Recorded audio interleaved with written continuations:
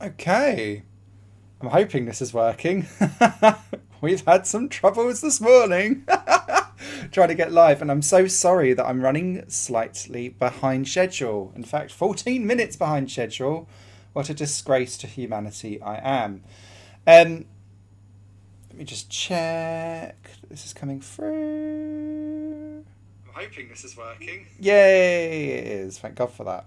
Okay. Hi, everyone. My name's Simon. I am a juror on Indie Cup Canada 2023, which has been an absolute privilege to be part of. As you can see, I'm just quickly sorting out some settings in the background. I'm a bit out of practice from live streaming, if you couldn't tell. So, what happens with Indie Cup? It's a free to enter awards for indie games where you can get all kinds of it kind of goes around different countries. So we've got Canada at the moment. There was UK earlier this year. I think there was a Germany one not too long ago as well. In fact, let me just quickly flip to the website and I will tell you. So we've had Canada, Indie Cup Ukraine, important one, Germany, UK.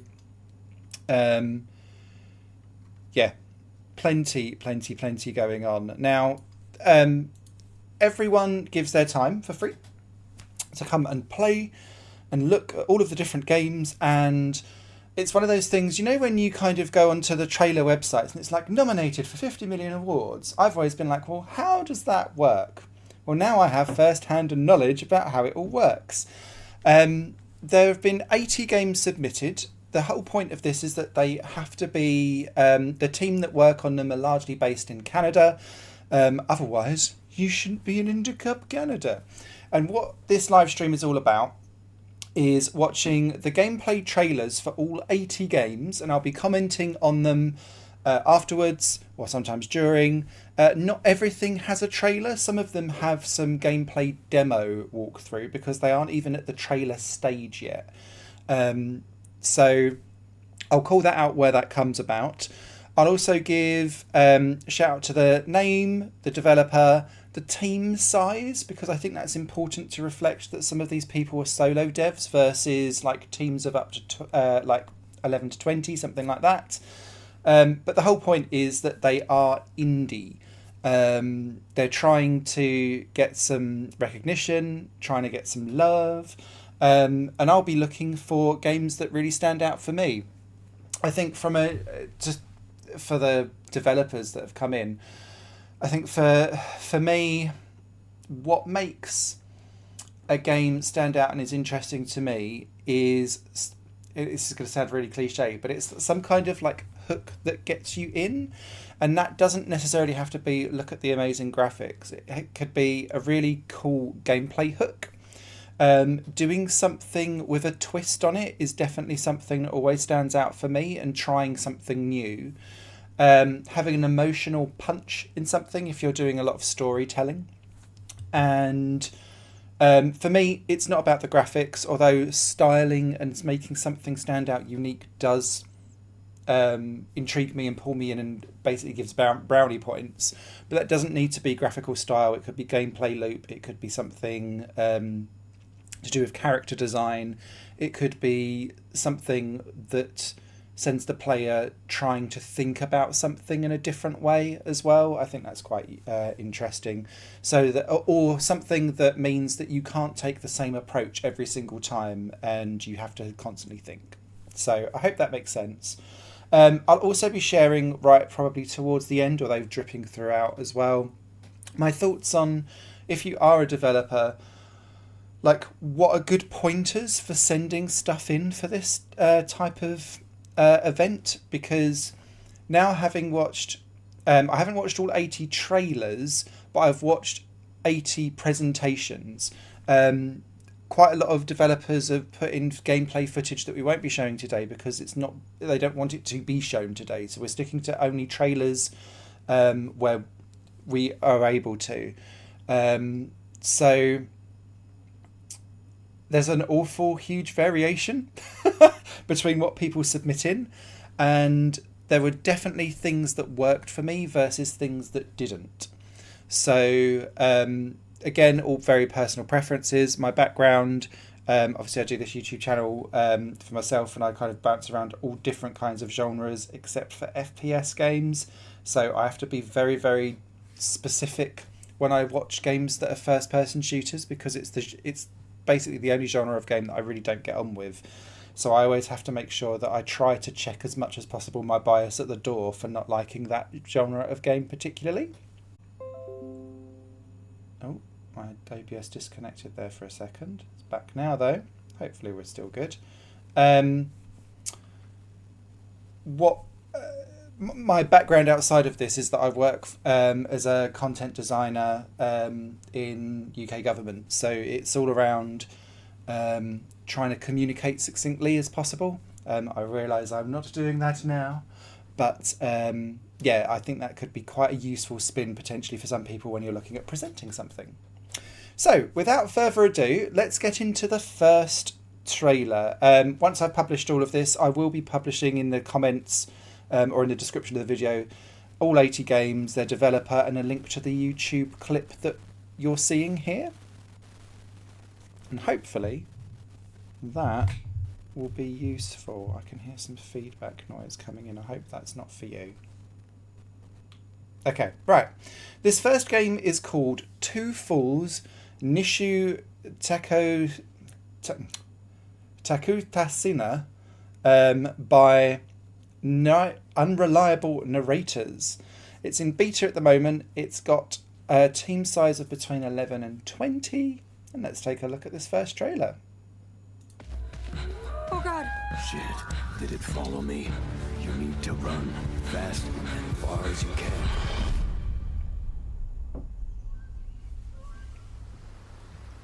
Clearly edited for the skip button on the YouTube Shorts.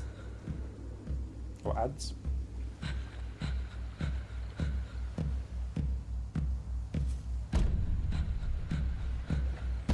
He's dead.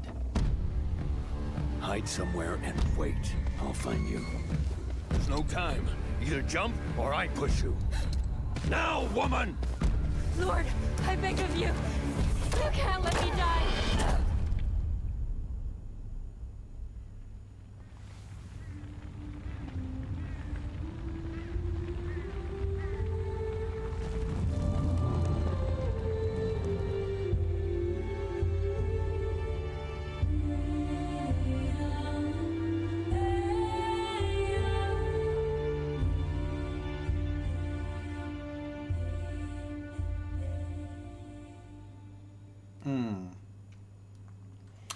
So, I really like that trailer. It's well done. It's got that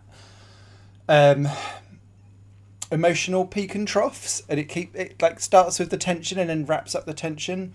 But it also feels unique and different and interesting from a voice that you don't really hear of very much in gaming. So thinking about, so what it doesn't say in there is that you're exploring the 17th century Canadian wilderness from Jean, a French lady, but then also from Malcolm, an Innu hunter. So yeah, it just gives a totally different perspective, vibe.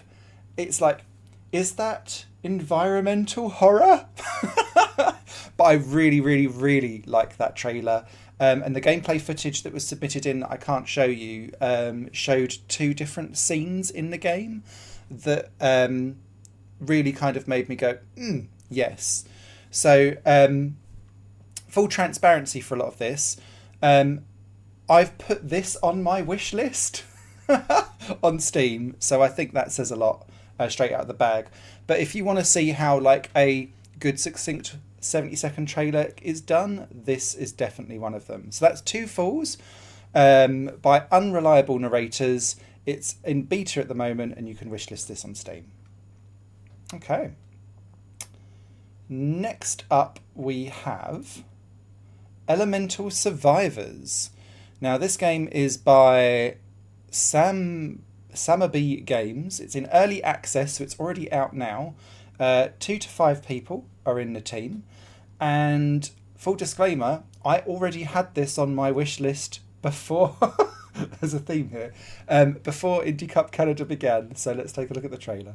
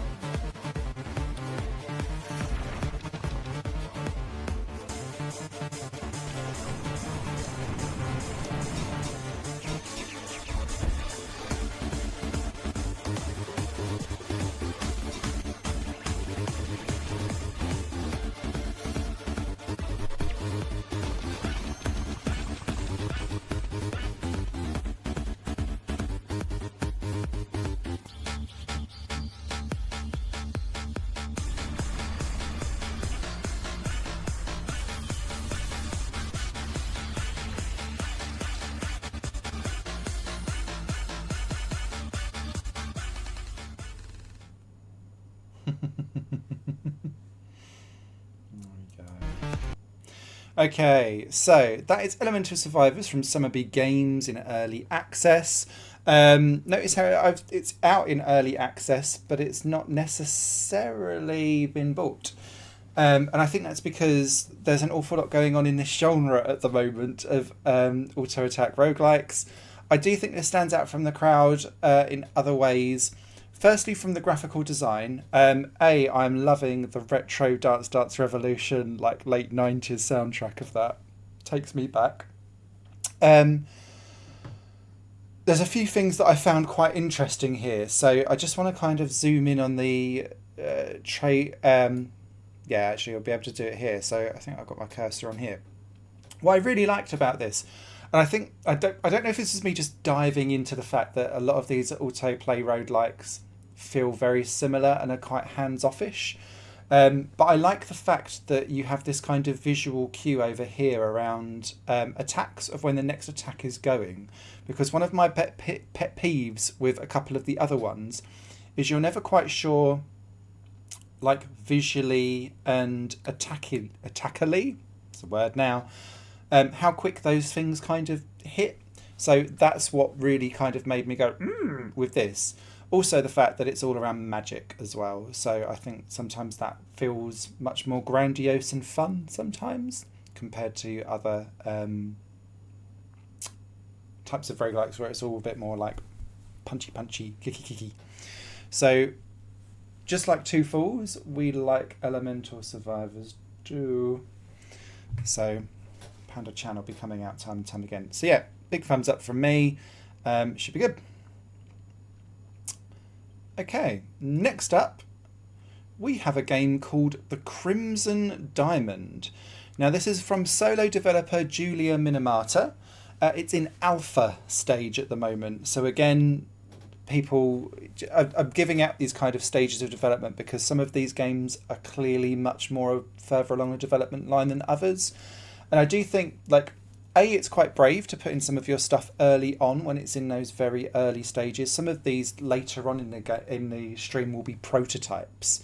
So it's almost like a test in the water to see how well these things land.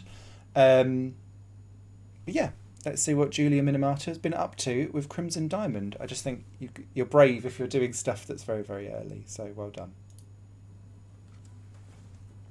Crimson, Ontario was once a prosperous, lively mining town. But that was a long time ago. Now it's quiet, nearly deserted, and some folks aim to keep it that way. Nancy Maple is an aspiring mineralogist assigned to follow the trail of a dazzling diamond. An intriguing cast of characters has converged under one roof, each meaning to get their own way. Or else. Will Nancy untangle the mysteries and machinations before it's too late? Will the sleepy town of Crimson shine once more? Find out in The Crimson Diamond, an upcoming adventure game by Julia Minamata. The Crimson Diamond demo is available on Steam and itch.io for Windows PC and Mac OS. Nice. So, I do like a good point-and-click adventure that takes you right the way back to the early, like late 80s, early 90s style of point and click adventures, maybe even mid 80s for some of that graphical style. I really liked the trailer for this better than the footage that was submitted in the background. There's something to be that it's really difficult to be able to put in a gameplay trailer of something where it's an awful lot of text reading that's going on, and the footage that was submitted in was like sped up by like 5 speed and I couldn't actually read what was going on. And I think that the key takeaway for me with this one, not by the trailer does it very well, is that if you're marketing a game that's based around story, you need to be able to have a video that allows the juror the time to read. So Crimson Diamond, hadn't heard of it before. This is going on my wish list too. Spot the theme. And yeah, I found it very interesting. I do like that kind of proper retro, very clonky, like it's like Spectrum Plus graphics. I'm sure it's like a NES era, but yeah, I really like that kind of style because it's kind of half hand drawn, half pixelated, but then there's like that kind of extra detailed bit here, which kind of makes me go, okay. So yeah, well done, Julia Minamata, for that one. It's going on my wish list. So let's see how we get on. Next one up is called Hiboka. So Hiboka is in pre-alpha. It's made by Flying Carpet Games. They're a team of 2 to 5 people, which is the category that they're placed under. I don't have the exact numbers. This is pre-alpha footage. Now, I also must stress, and I didn't realise this until I've just seen it now, this trailer is also 2 years old. So Hiboka did come with some gameplay footage that we weren't able to show, just like Crimson Diamond before. In fact, all of them, I think, before have come with footage that we can't show, so I'm going back to trailers. I imagine in 2 years there'll be an awful lot of difference, so I'll try and explain some bits as we go. So, Hiboka, here we go.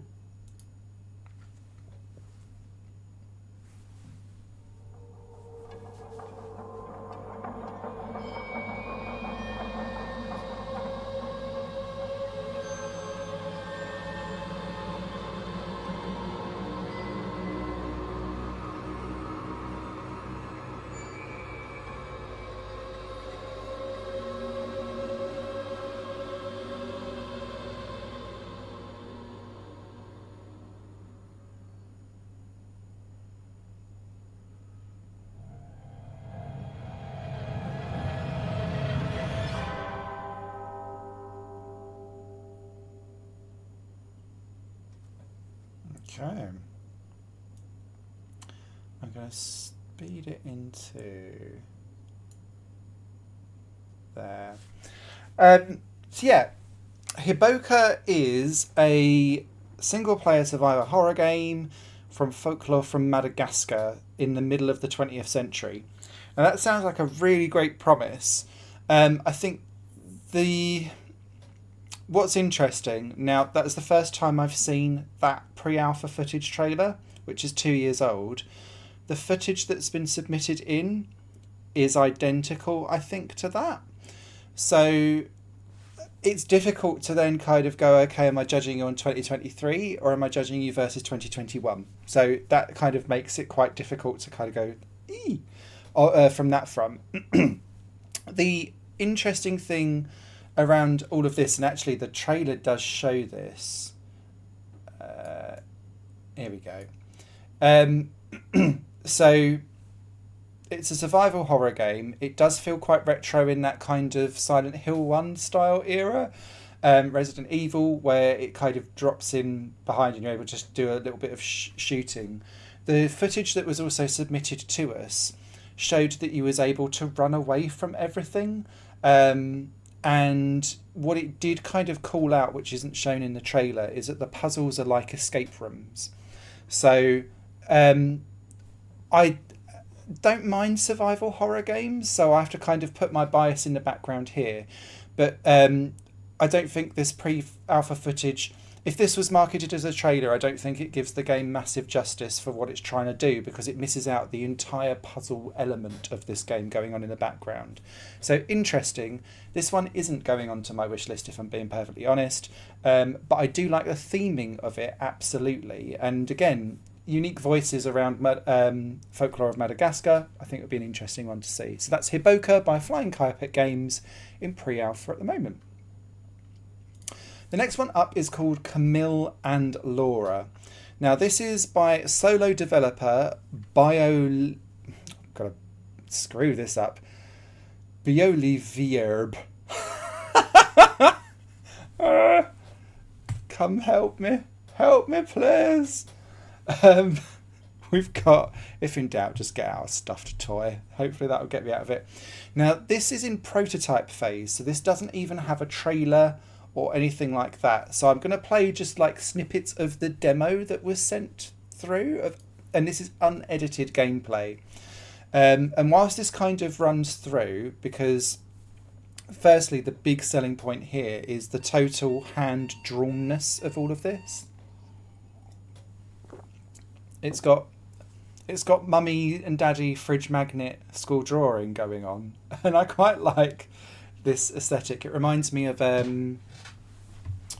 is it Itchy is a puzzle game that's done in this style that I really liked. So whilst this is kind of playing out, and I'll leave it running for a little bit, I just wanted to make a comment on some of the gameplay footage that was submitted in for jurors to look at. So Camille and Laura sent in a 10-minute gameplay prototype kind of run through. Some people sent through hours of footage, and when you've got 80 games to look through, immediately kind of understanding like where do I go in a 2-hour unedited gameplay dump is quite difficult, because if you're trying to put your best foot forward, again thinking with my content designer head on, how do you dip in and take away the key takeaways of what your game has to offer so that it can then get through to the kind of critics' choice selection for then actually playing. So it's really difficult to be able to kind of go, okay, this is the main takeaway, this is where I go, this is what I'm talking about.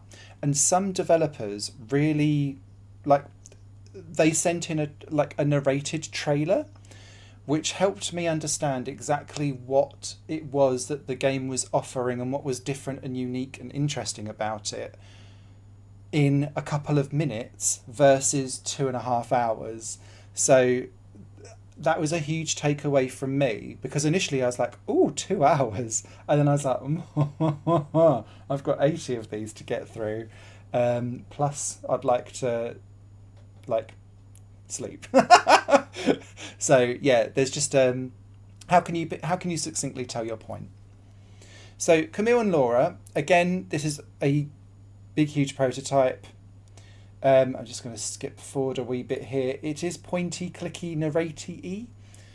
I really love the aesthetic of this. If they stuck with this kind of hand-drawn cartoon crayon vibe, I think this would be absolutely fab.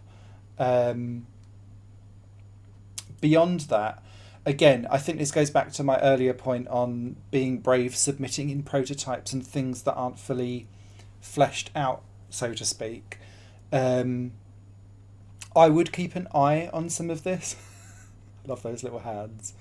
But yeah, I was a bit... This whole game is built around doing daily chores through mini games and trying to get some like juice out of it. So I wasn't necessarily... Like, this is a curiosity and I'm intrigued by it. I don't know if I'd necessarily wishlist it myself. It's sat on the fence. But this is Camille and Laura by LBRY in prototype stage from a solo developer who's done an awful lot of excellent drawing that I would definitely put on my fridge wall. Okay, next up we have Farewell North by Kyle Banks. Now, this is a dev team of 2 to 5. It's in beta phase at the moment, and I believe I've played a demo of this during Steam Next Fest, or like a variant of it, because this felt very familiar to me when I watched the trailer. So let's dive in.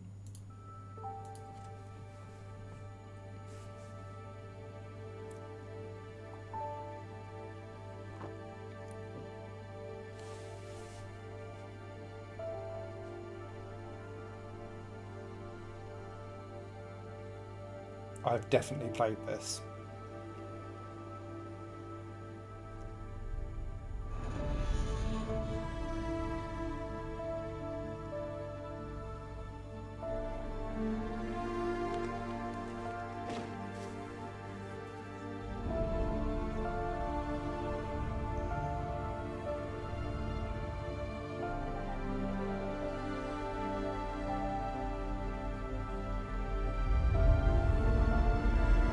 Ooh.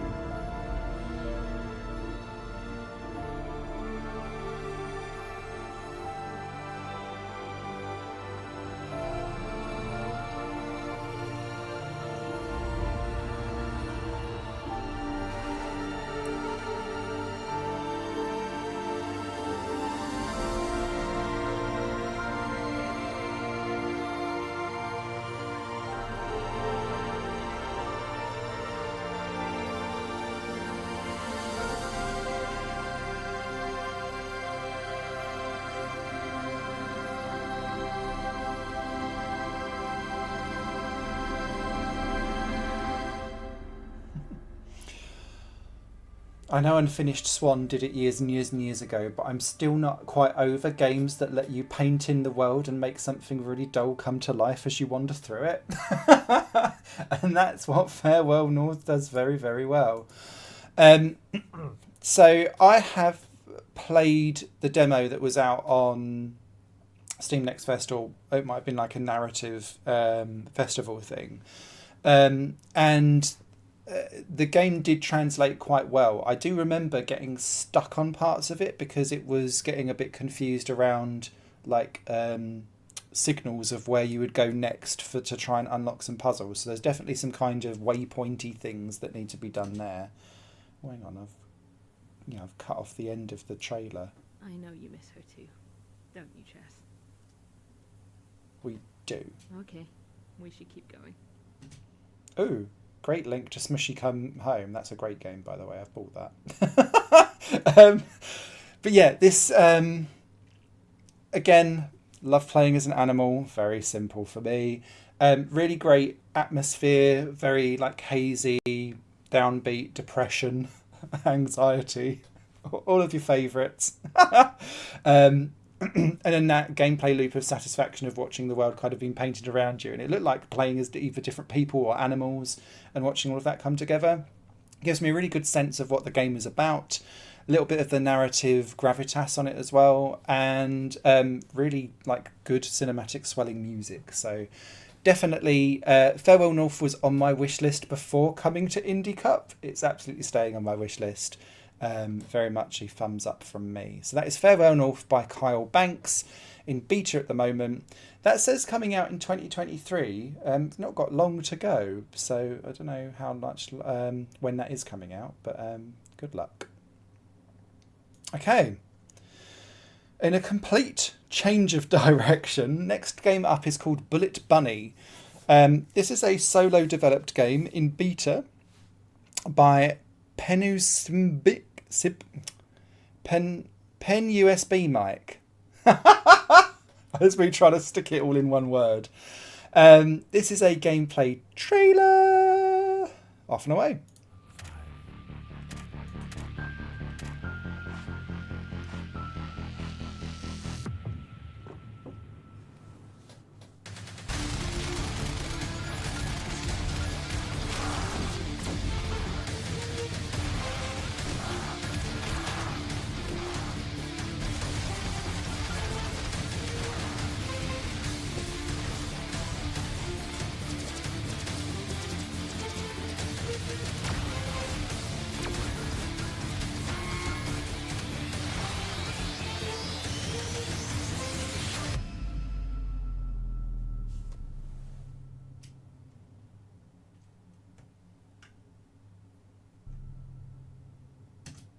Cool. Okay, that is Bullet Bunny. See, and you have to kind of make the differentiation here. So that isn't an auto roguelike. There's actual twin stick shooting going on. So props for doing that. I feel like that has become almost a dying breed in 2023. So thank you, Bullet Bunny and Pen USB Mic, for that. It's got that kind of gritty, industrialized, graphical kind of pixelated style to it, which allows you to prioritize, I think, speed over beauty, if that makes sense. There's an awful lot going on screen. What I would say is, so this is another one where gameplay footage has been provided that we're not able to show, that goes into much more detail about the how like the waves work, and then all of your different upgrades and stuff, which was really, really helpful to understand the depth of this. So Bullet Bunny was very interesting to me. It looked very playable, which I appreciate is probably a weird comment to say when you're looking at gameplay footage, but it was the way how the character kind of was zipping around the screen, causing all kinds of carnage and problems, and having like satisfying bursts of enemies all die all at once. It looked very satisfying to play. So Bullet Bunny potentially going onto my wish list, not entirely sure yet, but really great in a beta stage from a solo developer. Well done, Pen USB Mic. Yeah, I'll be keeping an eye on that, because I do like a twin stick shooter when it makes you feel powerful, yet you still have to be tactical. And this felt like that was approaching that kind of vibe. So yeah, thumbs up from me. Next up is Star Vaders. Now, this is in beta as well. It's a team of 2 to 5, and it's by Star Vaders Studio. I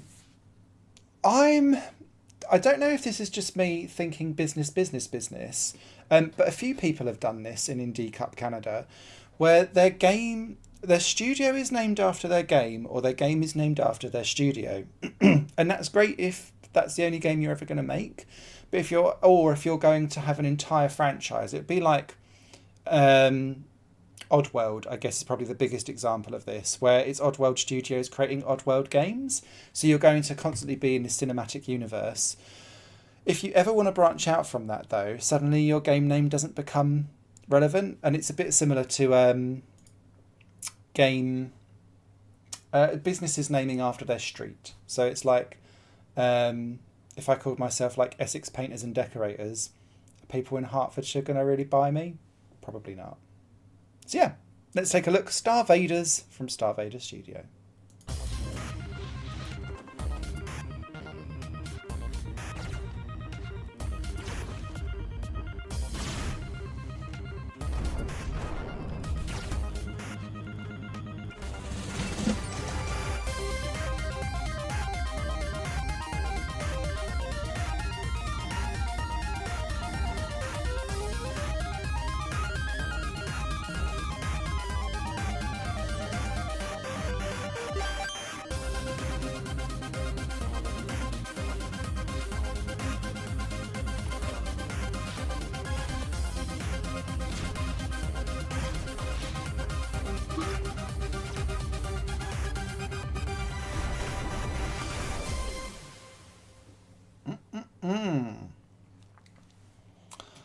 So, I had never heard of this game, and I have wishlisted it because that looked proper cool to me, and this was one of the gameplay footages that actually really, really helped show, and I think it probably seeing a slightly longer gameplay footage that's in the background that we aren't necessarily able to show really helps show a strategy game probably better than, say, I don't know, an Endless Runner, for example, because there's so much more detail to try and be crammed in, I guess.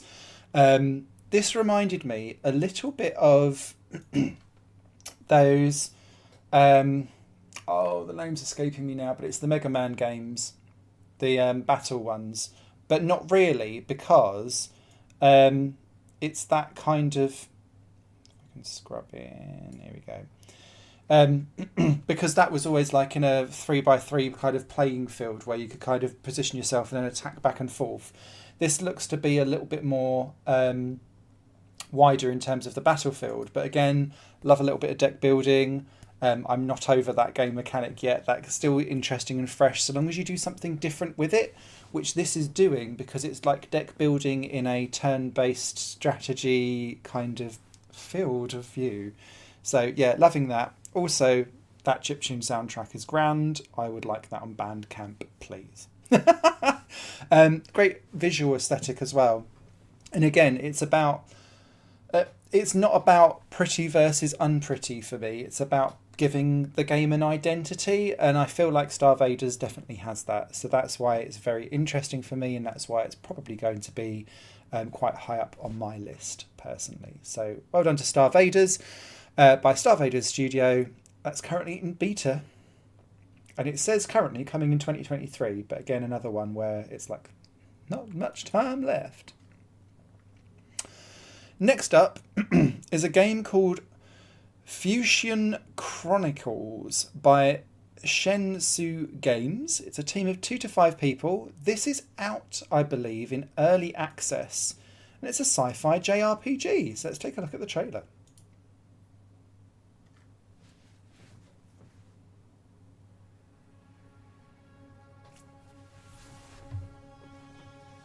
Nice eyes.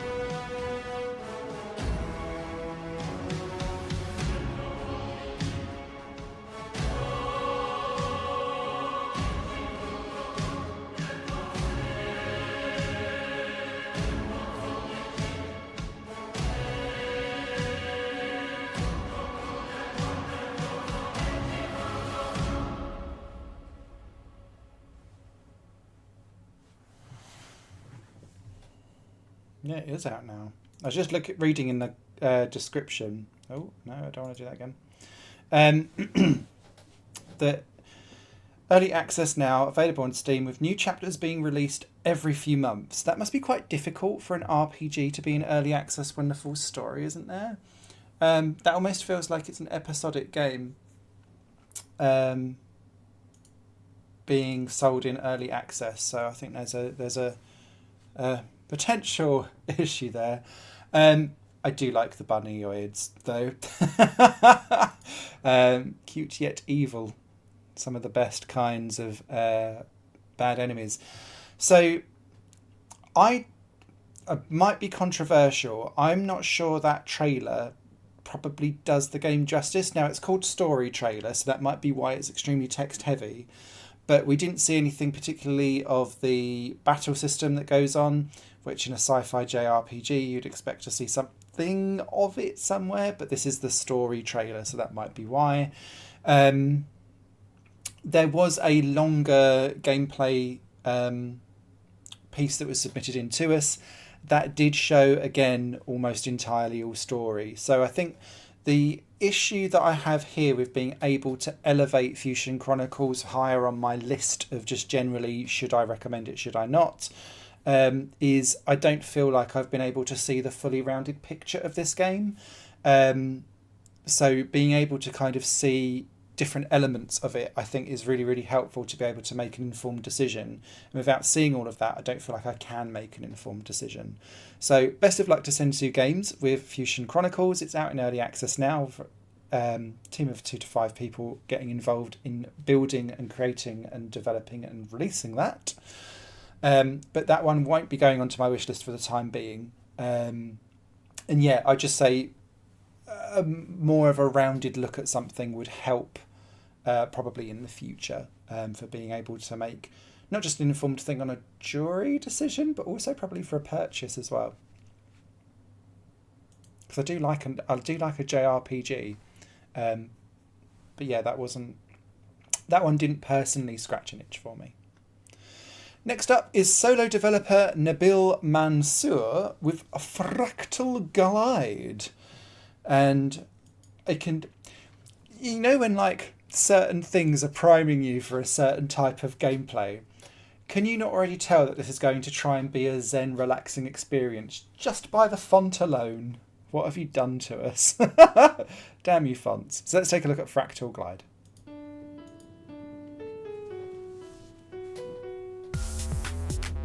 Ooh, hello.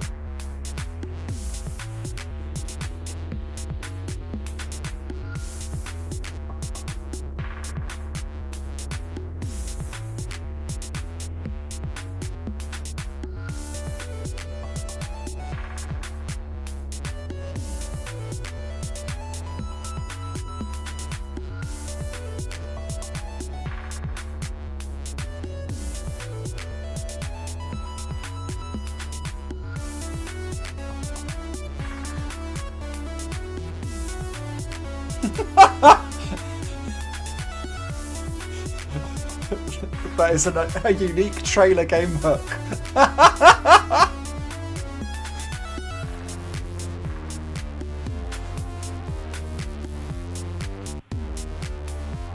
Don't tell me there's a maths teacher waiting.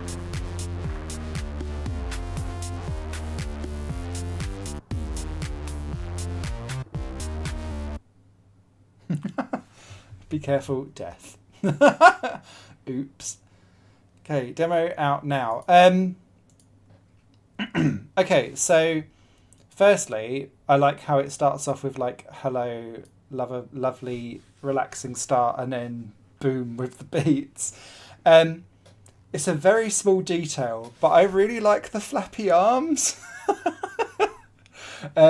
And I do own a couple of games that are quite similar to this, where like you put in like seeds and then you get to glide around and try and see like what high score you can get. I think what was slightly confusing for me, and the additional footage that was submitted in still didn't help me with that, was beyond flying around the fractal, was there anything else? And it appeared that the answer was probably no. And that this is almost like putting in maths solutions for fractals to then see what visual geometry it then spins out. So really interesting, unique concept. From a gameplay perspective, it seems quite one note, but potentially actually very fun and addictive to go around and deal with. What I will say is that the gameplay stuff that's gone on, the score as it goes up has like a boop, boop, boop, boop, boop, boop, boop to it, and I had to mute the video because it was just going all the way through. So that would be my only criticism of it necessarily from the gameplay stuff that came through.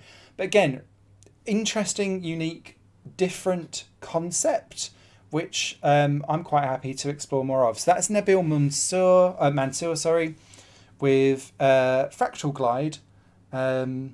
Yeah, maths is beauty. Who would have thought? When I did maths at GCSE and AS level, I thought maths was hell. Ouch. Okay. Excuse me. Next one up is Maho Senshi Cosplay Club. Maho Senshi Cosplay Club. There we go, we've got it out. From Behold Studios, it's a team of 2 to 5 people. This game is in beta. It's out also as a Kickstarter. Oh no, this was last year, sorry, I was reading this, until the 3rd of November 2022, not 2023. Well done, me. Let's dive in and take a look at this game and see what we're up to.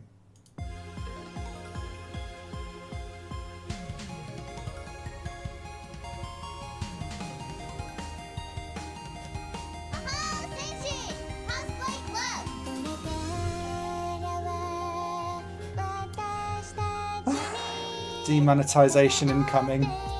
Oh, Chroma Squad. Oh, I like that game.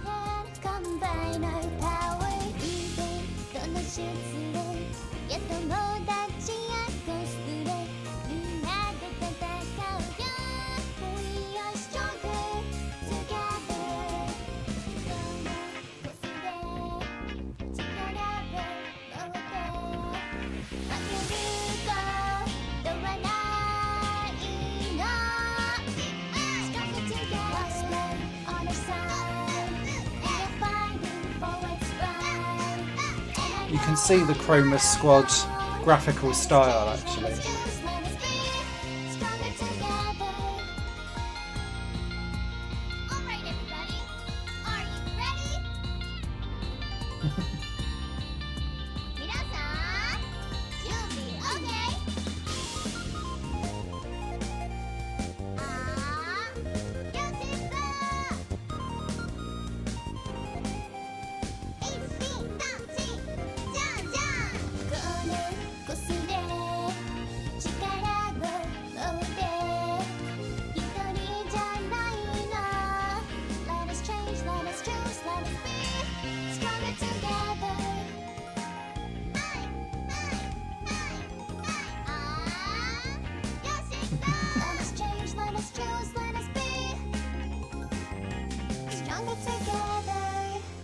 Cute. I do like the baggy. Oh, there's still a little bit to go on the trailer potentially. No, it's just hanging there. Okay. Right. So this was another really good example of gameplay footage being submitted in that we can't show. Spot the theme again.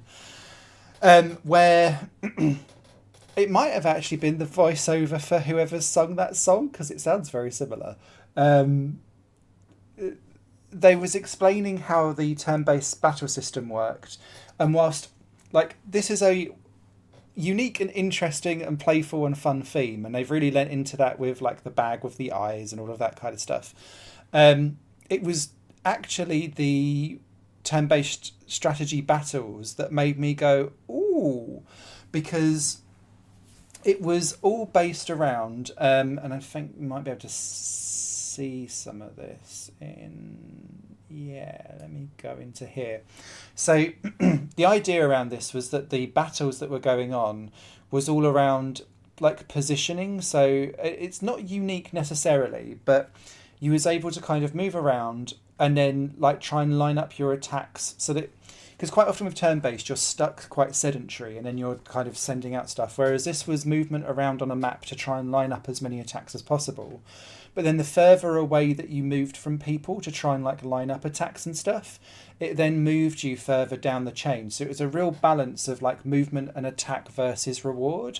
And whilst the trailer definitely shows this in action in points of it, the gameplay footage that was submitted in really explained it exceptionally well in a very succinct like 3-minute slot. So thank you to the developers for putting that in, because I don't know if I'd have necessarily got that from the trailer, that it was going to be quite as intricate as what the game actually provides. So Maho Senshi Cosplay Club, I'd never heard of it before. It's absolutely going on my wish list. Really like the theming, like the kawaii cuteness of it all, but it backs it up with some really interesting gameplay, and that for me is where the merger of two things that I particularly really love about gaming combined together.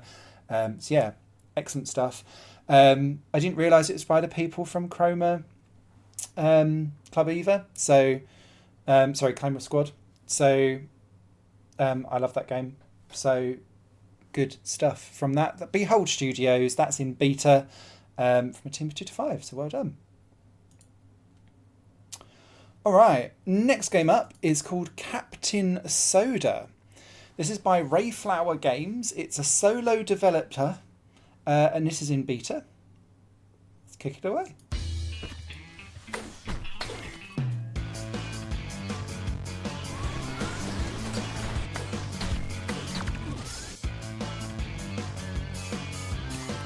Not Pepsi Man.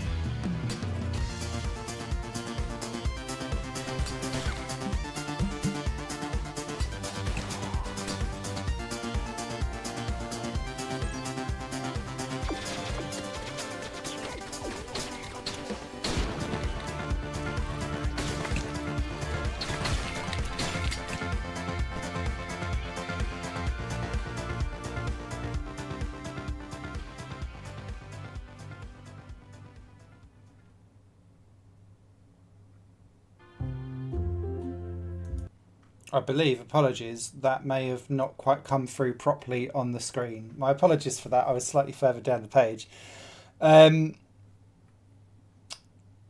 Okay, so Captain Soda is definitely a game that interests and intrigues me. Let me just quickly mute that whilst we get through whatever the white stuff is.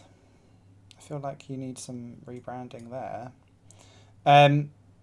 So this is definitely a game that interests and intrigues me because it looks like pure arcade chaos. I have great memories of games like Pang, for example, would be one that popped out with the way how that was moving around. There's quite a lot of recent games that have that kind of single screen arena style shoot 'em up where you've got loads and loads of enemies coming in from different places for you to try and like kill and survive. My only mild concern, and again it's because it's sitting in like the beta stage, was the noticeable frame dropping going on in the trailer, which is quite difficult to gloss over when you're in beta. I don't know quite how long that beta kind of stands for. Obviously you're in that testing and development stage, so you always have to take that into account. But in terms of gameplay, style, look and feel, and perceived fun that has, before I dive into the actual playing of demos, should this get shortlisted, this ticks all the boxes for me and looks like a riot to play. So yes. And I hadn't heard of this game beforehand, and this will be going on my wish list. So yeah, Captain Soda by Rayflower Games. Apologies that was a bit wonky on the playthrough there. And you got to see that I watch an awful lot of ASMR on YouTube in my recommendations. So some of us have trouble sleeping at night. Okay. We're now back in again. We are. Good. Next up is No Love Lost. This is by Ratloop Games Canada, a team of 11 to 20. So the only other team that we've had that big was our very opening trailer. So let's take a look at No Love Lost.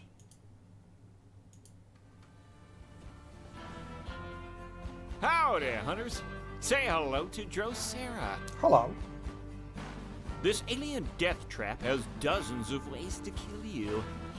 But you're just here like for that. the sweet, sweet nectar.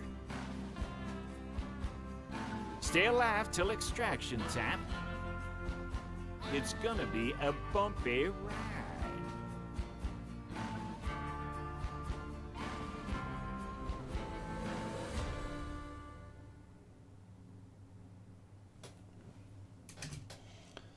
Okay, so very simple, very not text heavy, but like trying to showcase what that game is. So I feel like I need to, bear with me, give you some more information on that, because what was actually submitted through, again, I don't think we was allowed to show. Okay, this was one. See, this was one where the additional footage submitted was a dev plays live stream, so it was really difficult to pick in exactly what it was that you could/should do. So this is bear with me.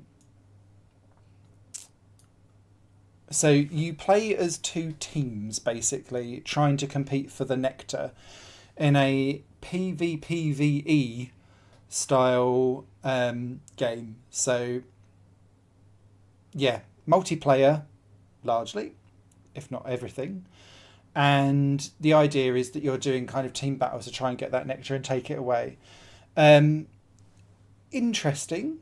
It's the team's third title. They previously did Vroom Kaboom, which is a game I have played, and Lemnis game, which I haven't. So yeah, interesting idea. I like the fact that it's slightly different themed and it looks different compared to an awful lot of this style of game. So props for that. I think it was one of those things though where you have like trying to pick out what was specifically unique about the gameplay mechanics of this game was quite tricky to do, because the footage that was submitted was very, very long and quite difficult to kind of get through. So yeah, no love lost. If you're interested in kind of PvE style games, then this is doing monthly play tests at the moment where you can request access through Steam to join. It's in beta at the moment.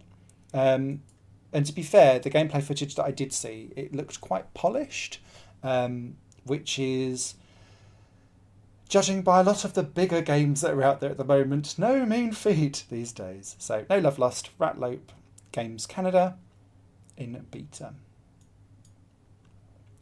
Next up, in a totally different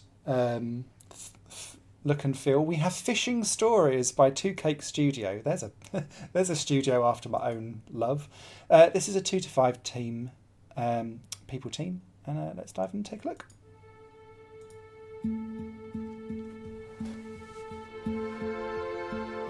Was that a hand pan?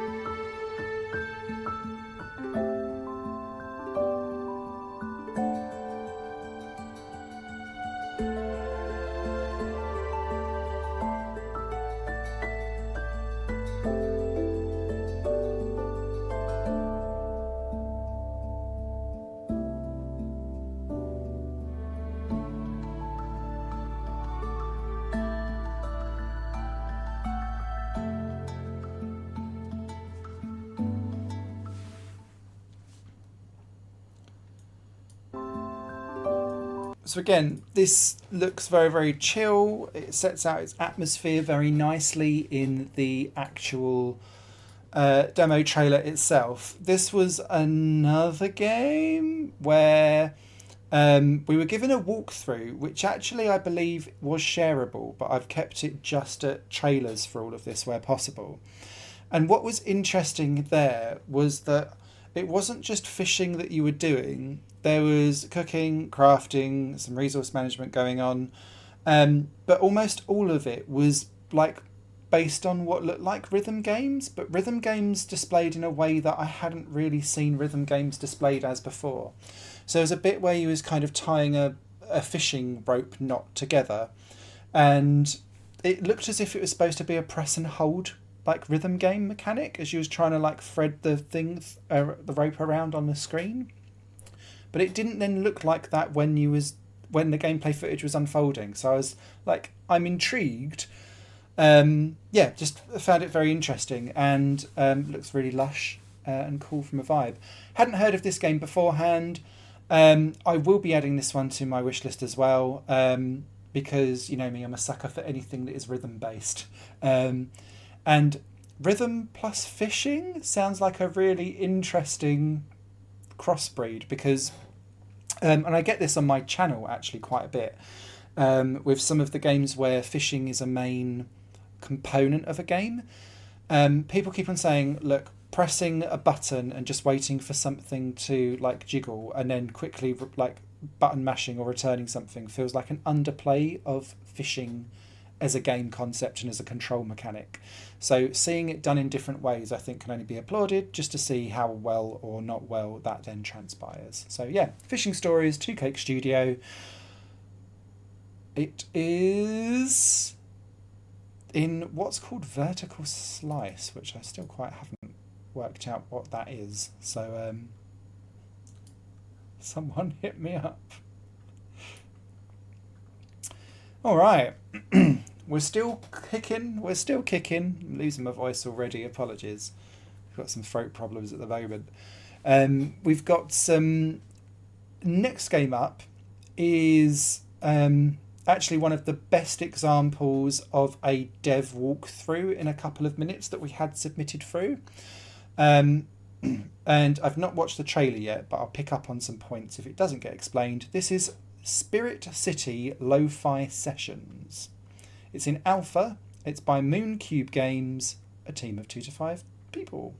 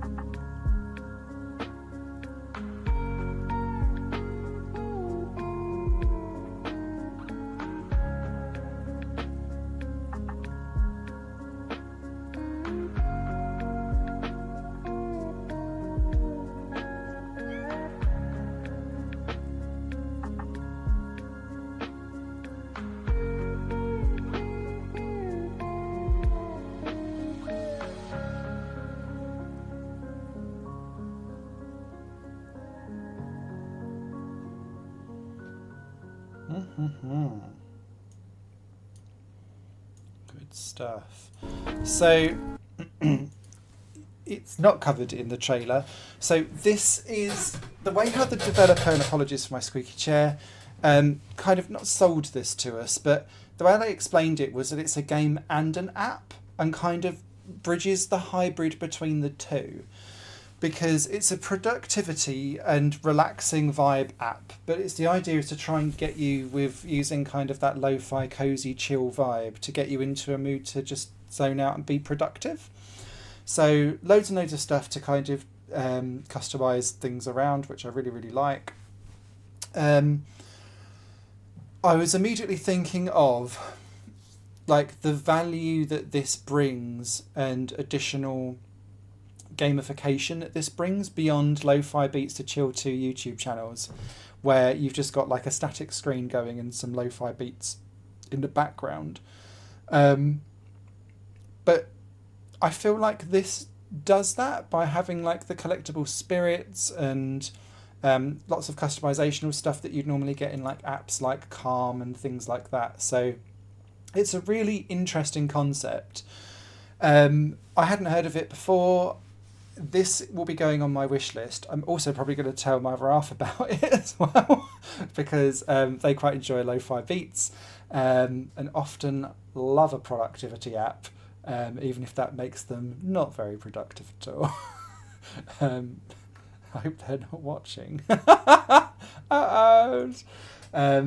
So yeah, I think this one kind of stuck out as just a unique hybrid of different ideas that made me go, so that's Spirit City Lo-Fi Sessions by Mooncube Games.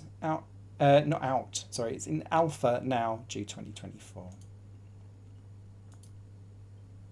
Next up is Haste by Hot Sauce Bread. Great name. This is also in alpha, and it's also a team of 2 to 5 people making it. So let's take a look.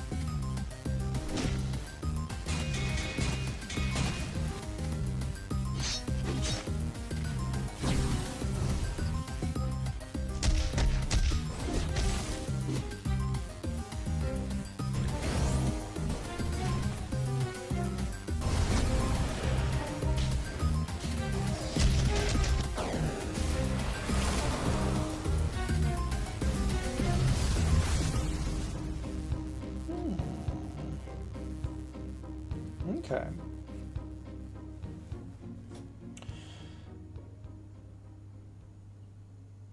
So that is nice. Do like a finale little baddie reveal.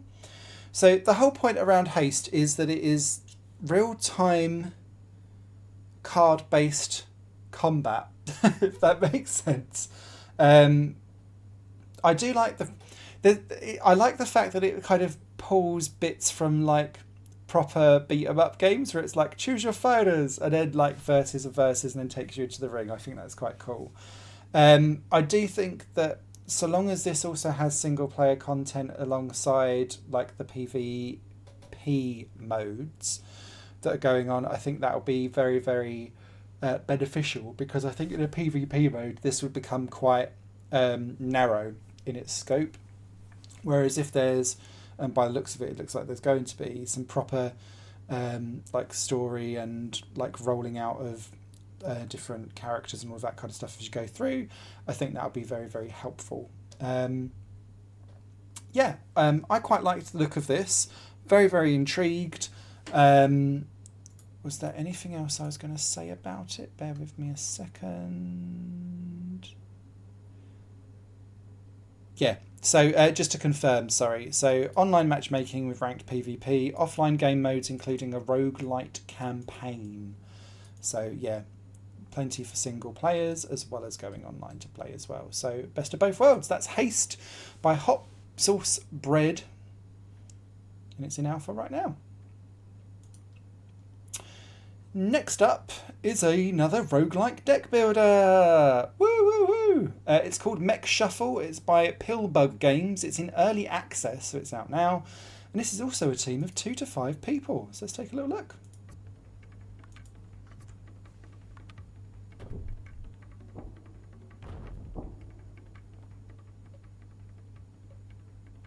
Sherman? Why is Sherman not a tank?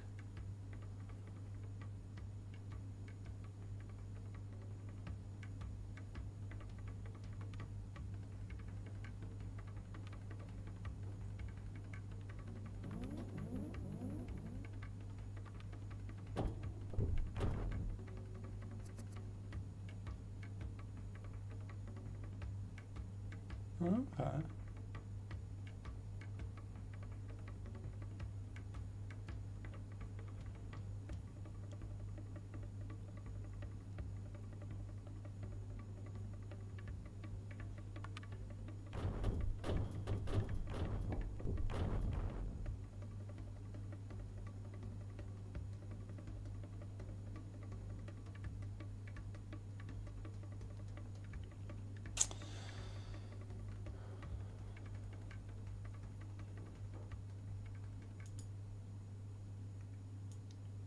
Okay, so this is a really good example of substance over style, I think, because the game's UI and graphical model is quite simplistic, retro, but still fits that kind of military vibe because of all the different colours and all of that kind of stuff. So it does keep within a theme. What I think, and the additional stuff that was sent into us didn't really help. I was having to kind of pick it up as I was going along because it was a I was going to say unfiltered, it's the wrong word that I mean, like gameplay drop, was just what all of the different symbols in the middle mean, because it looks cool to have like all of this stuff ready to go and then it's kind of firing back and forth. It feels like roguelike deck building mech Risk, but without the countries, if that makes sense. So intrigued, interested. We'll see how this kind of progresses over time. Yeah, we'll see. And there you go, you can see you can go through different encounters and stuff like that there as well. So interesting concept. I'm not sure if this is going on my wish list or not. And I forgot to say for Haste that was going on my wish list. I'm not so sure with this one because I want to dive more into that kind of what's going on in the middle. But still looks like a decent enough game. So yeah, that is Mech Shuffle, a roguelike deck builder by Pillbug Games, out in early access now.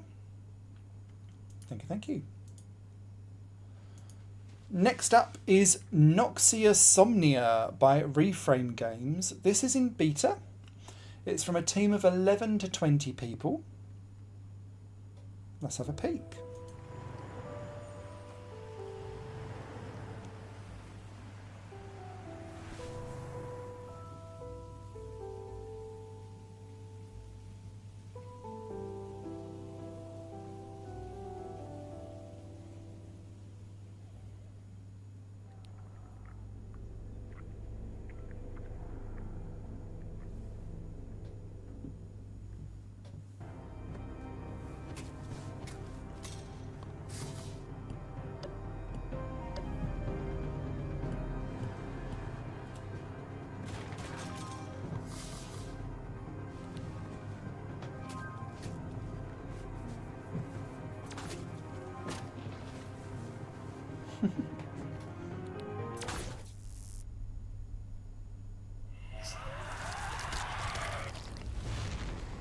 Great trailer transition, that, by the way.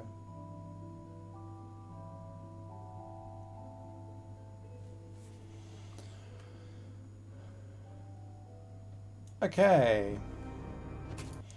So, this is a psychological horror game where you fight manifestations of your psychological fears. Is mine being replaced by an AI robot at my current job going to be implemented in it? Probably more information than you need to know. But hey, here we go. So yeah, this interested me because it's one of those games that feels very familiar, but the bosses in particular, like the bigger demons and horrors that were coming to attack you, felt unique and interesting. I was taken back to like my earlier days with games like Clock Tower and things like that. Not necessarily where you're running and hiding, but the fact that you're going around different locations just trying to like solve various puzzles and then try and get out, and you look somewhat powerful but not massively. And then I guess the obscure games was the other thing that kind of popped out in my brain as well. There are some other recent or much more recent psychological horror games that have been out there, but I haven't played too many of them, so I don't want to draw like direct references to other things that are out there. This was interesting. I'm not personally a huge fan of horror games, so this won't be going on my wish list for me personally, but I did like the art style, the way how that trailer was built I thought was quite cool as well. And I like the fact that the developer in the stuff that was sent to us basically says that they want to build games around real world issues and problems. So dealing with everyday psychological fears is what Noxia Somnia is all about. So that is made by Reframe Games. It's in beta at the moment.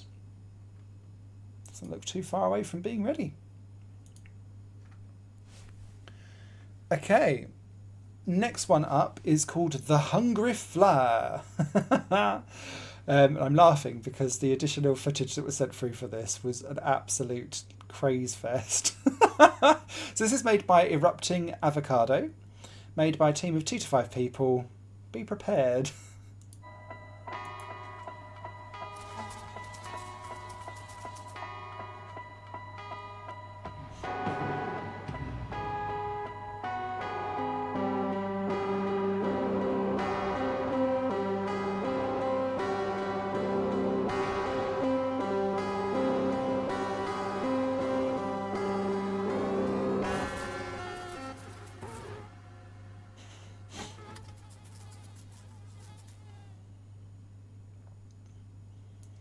Bizarre.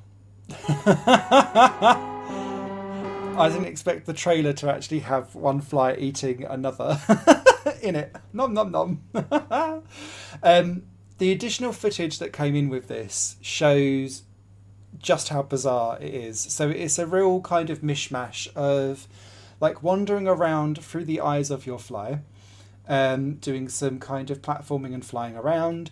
Then there was like proper conversations with weird and wonderful creatures. It all felt a bit wacky and off the wall and strange. I'd never heard of this game beforehand. I love unique, strange things, so this is going immediately onto my wish list. It just felt entirely surreal. And the developer actually uses the word grotesque because it looks like it. And it is like it. And the idea is it's an interactive story with lots of different endings to it, primarily centered around exploration. And I love that in the features, the last feature that it says is meet depressing caterpillars. I mean, what's not to love? So, yeah, really intrigued by that. If I'm looking at things that are standout-ish and ridiculous / unique, interesting, The Hungry Flyer absolutely ticks all of those boxes for me. and looks super weird. So yeah, definitely a thumbs up from me. The Hungry Fly, Erupting Avocado. A demo is out now.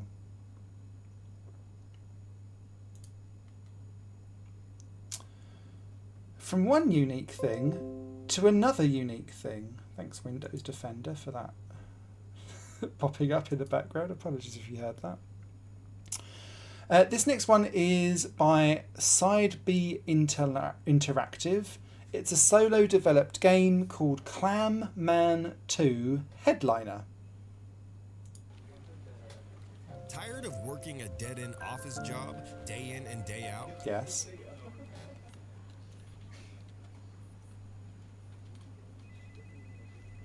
Do you ever crave more excitement in your life?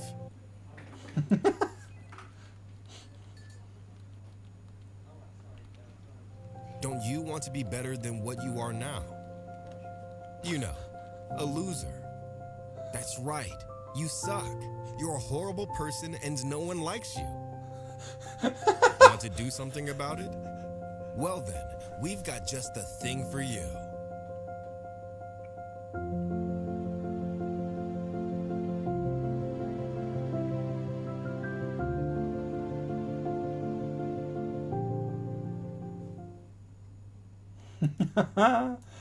Oh dear. So that trailer doesn't give away much at all, actually. So the idea behind this game, they have put in a gameplay trailer, but it's like 10 minutes and it was specifically for us. So the idea is Clam Man hates his job, wants to leave, but he's going to become a stand-up comedian. And this is what the gameplay footage that we were sent in talks about. And you wander around speaking to various different characters in your office or trying to get on like the comedy scene. And you don't have combat like a traditional RPG. It's around having stats around your just general characteristics. So you've got like self-awareness, assertion, your improv, all of that kind of stuff. And the idea is that you build up those stats so that you can tell better jokes on stage. I loved this as a trailer, and the way how it was playing out, it plays like a tabletop RPG because you're rolling dice to see whether or not you can pass certain requirements or not, which I could imagine being slightly frustrating potentially to play at times. But, you know, sometimes a joke doesn't land. So, yeah, I was really intrigued with this as a concept. Clam Man 2 open mic. Made by Side B Interactive. This I'd never heard of beforehand, has gone immediately onto my wish list. Big up for that. It's in early access and solo devved as well. So yeah, big thumbs up from me. Clam Man 2.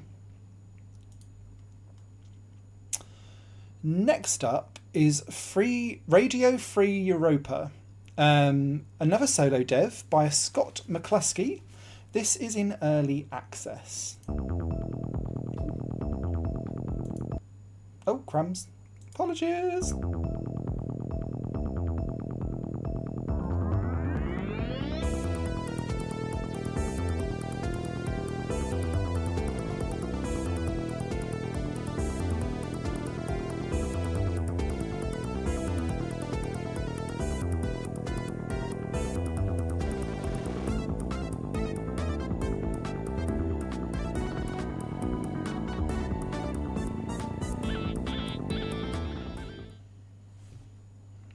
Go. So again, a really short, sweet trailer there for that. So Scott McCluskey creating Radio Free Europa. I do like a shoot 'em up. I review quite a lot of them on my channel, particularly at the budget end, because you don't get too many like bigger budget stuff that's going on in this genre anymore. The idea behind this is you'll have energy generation, maneuverability, speed, health and shields to balance as you kind of go around this different environment. I liked the fact that, judging by the gameplay walkthrough that's been done so far, it wasn't like a side-scrolly specifically. Things were coming in from different directions, and so it felt not quite like R-types and those kind of like name-droppy 90s shoot 'em ups, but it felt definitely inspired by those. And yeah, it looked just good fun. So I appreciate it probably sounds like quite weak praise, but yeah, there's something just looking at it going, cool, that looks like a good time. And when you've got an arcade shoot 'em up, that's kind of some of the best praise that you can get. So Radio Free Europa by Scott McCluskey, solo devved, out in early access now, on 0.8. That was the trailer for, so getting close to release, or full release. We'll see how that goes. That has also gone on my wish list, or will be going on my wish list. Sky of Tides is next up by Lofty Sky Entertainment. This is in beta. It's from a team of 6 to 10 people. Let's have a little perusal. Writing my thoughts down has finally given me a chance to process everything that's happened since Dad left. I miss him. Of course he's dead. He's been gone 2 months in the bleached relics. He's not dead. That girl is probably a rebel. I bet she could get me out of here. Your father instructed me to lead you to his camp. What? Why didn't you say anything sooner? This changes everything. Would you like to hear another message from your father? Hello, Rin. If you're listening to this, it means you're on your way to the bleached relics with Reef. Don't be scared. It will all make sense once you get here. What's the worst thing you ever did? Tie up my grandfather and steal his car. Kill the rebel girl Nikki Extremis and bring Rindelore directly to me.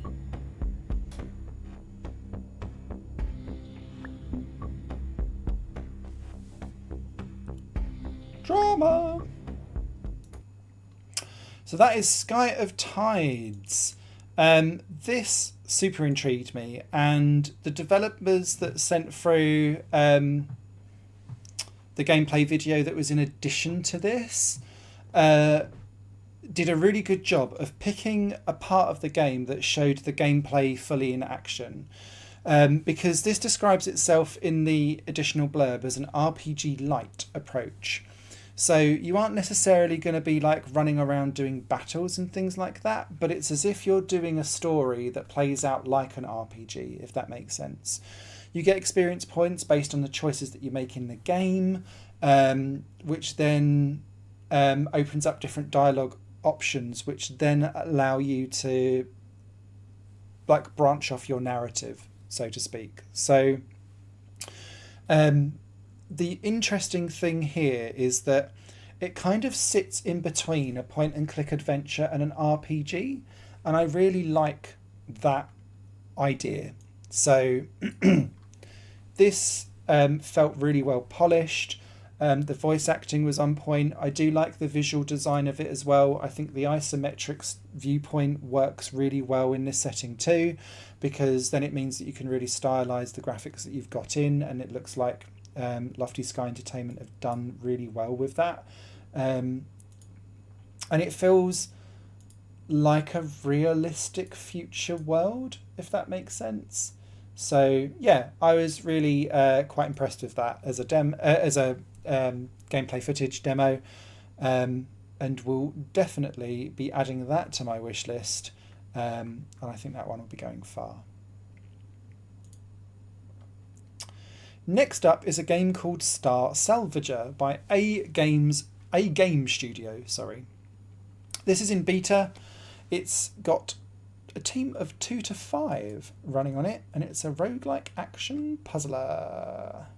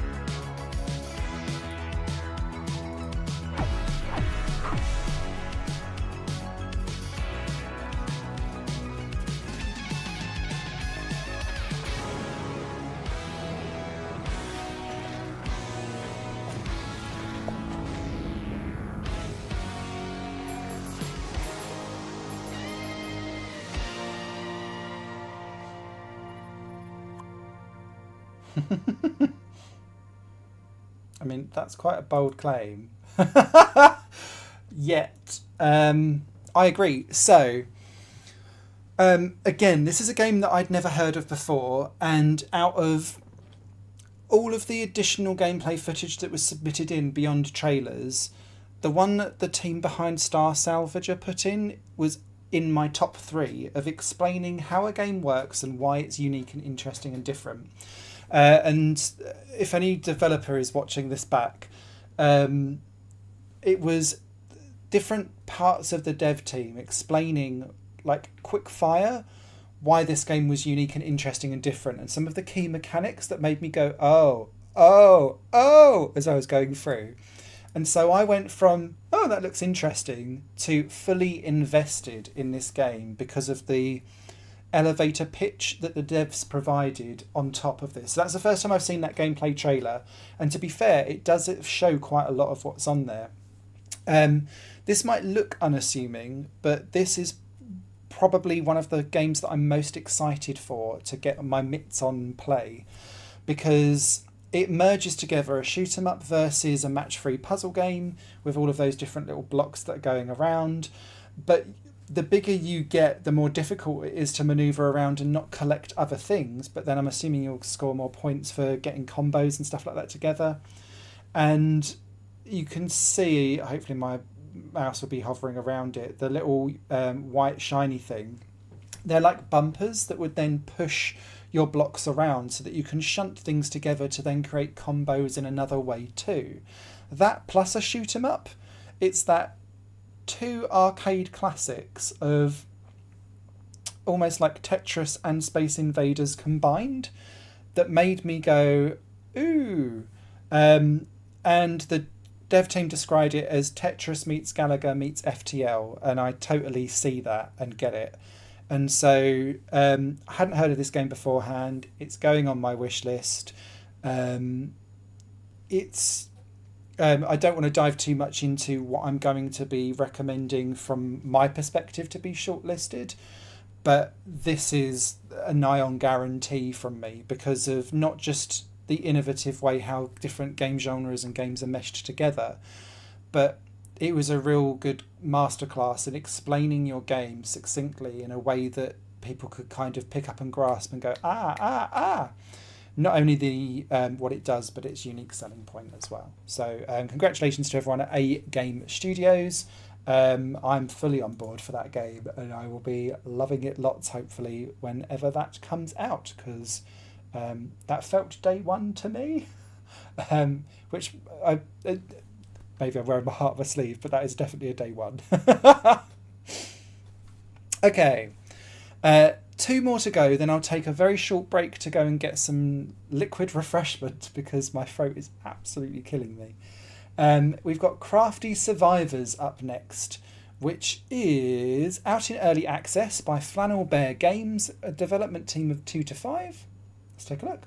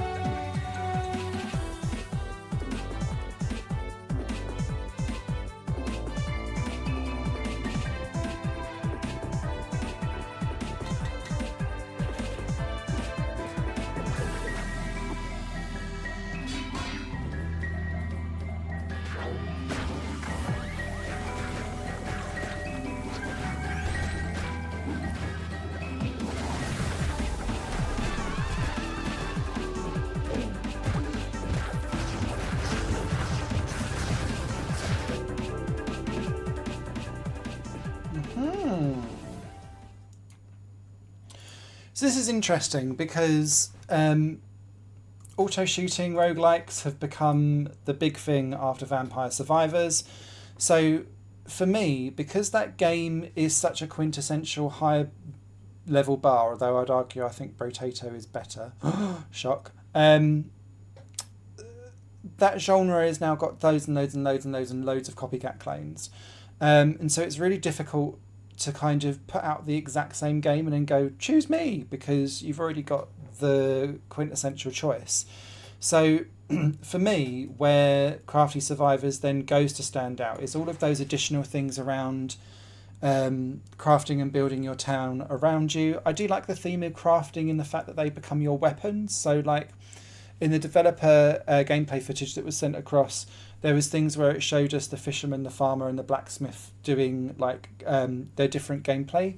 And I really liked the fact that the fisherman was like literally launching their fishing rod out, and then there was like a splash, and then as you upgraded that, the splash damage kind of went out with ripples and stuff. It made thematic sense, even if the whole concept was a bit balmy. So that was cool, but it was all that additional kind of, we've got additional proper stages with proper waves.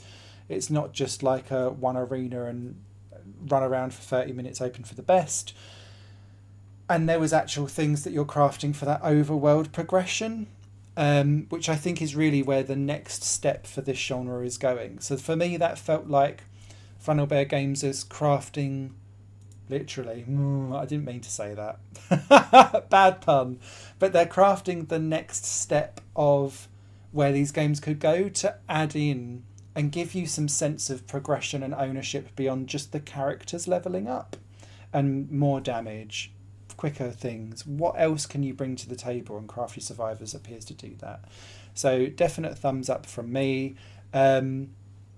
I had this on my wish list before Indie Cup, so it's staying on there. And then last one, before I just quickly need to run to the kitchen to get some water or some cola, is Mono Spaced Lovers by Scarlet String Studios. This is in beta. It's a team of 2 to 5 people. Let's take a look.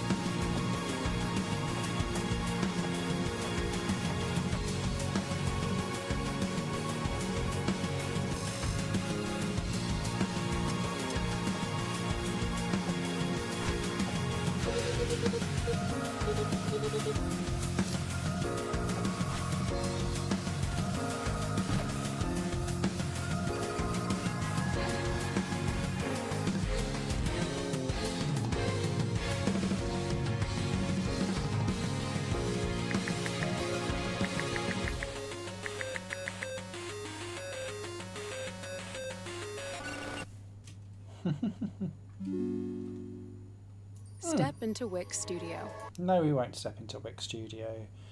YouTube with your increasingly aggressive advertisement strategy or advertisement strategy.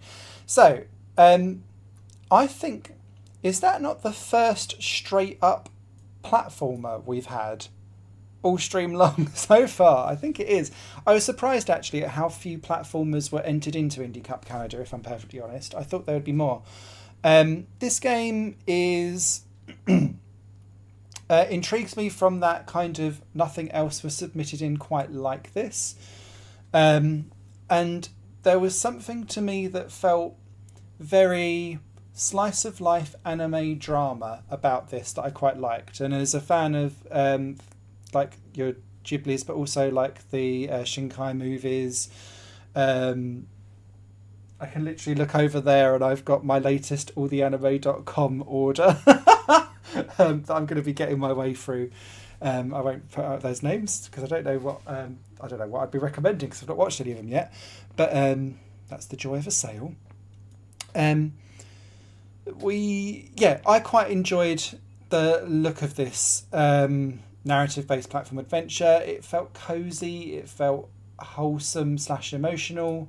There was definitely an anime vibe going on. I also really liked the soundtrack to that trailer. That's the first time I've seen that trailer, so yes, give me more of that, please. So yeah, Monospace Lover, Scarlet String Studios in beta, 2 to 5 dev team, and that will probably be going on my wish list. So bear with me for about a minute whilst I quickly run and get some liquid beverage, because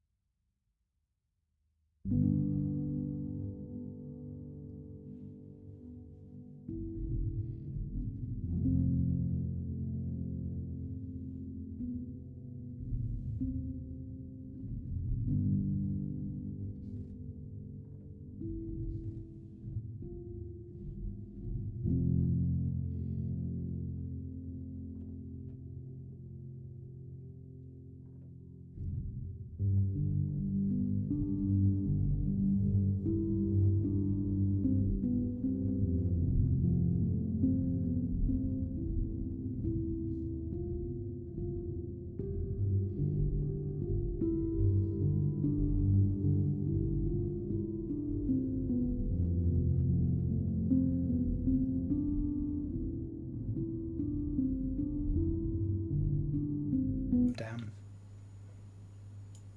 Oh, you don't want to see a repeat. A repeat of the repeat of the repeat.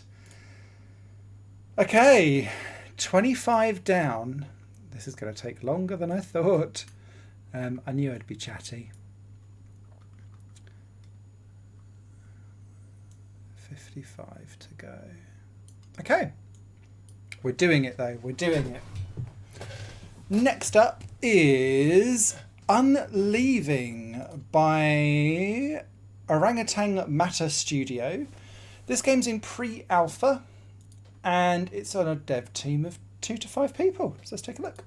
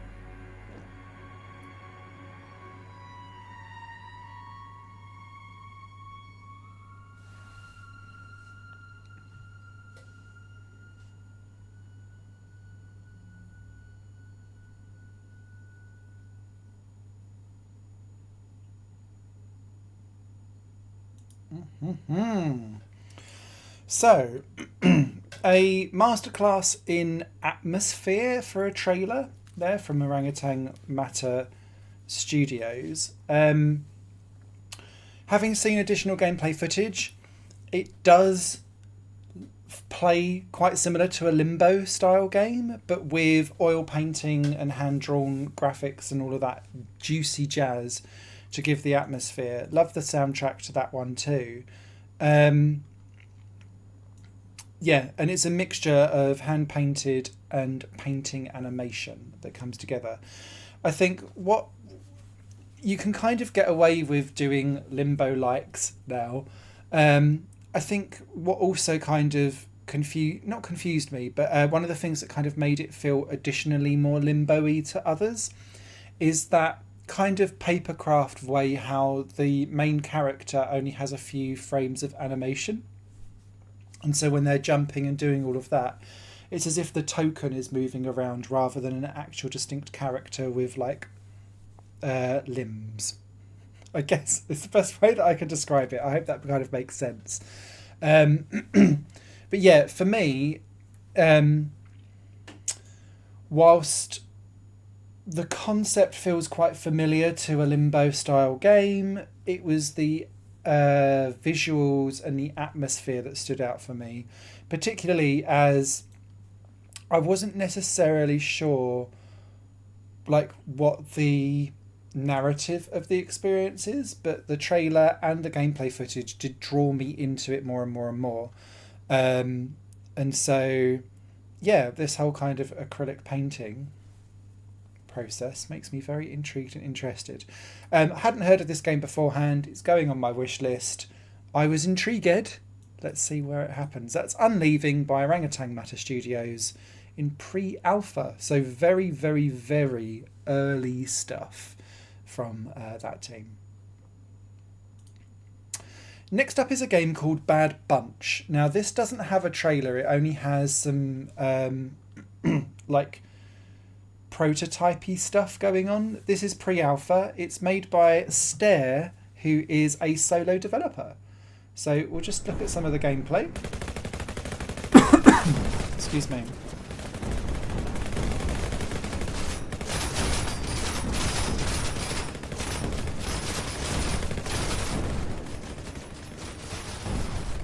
Bonk.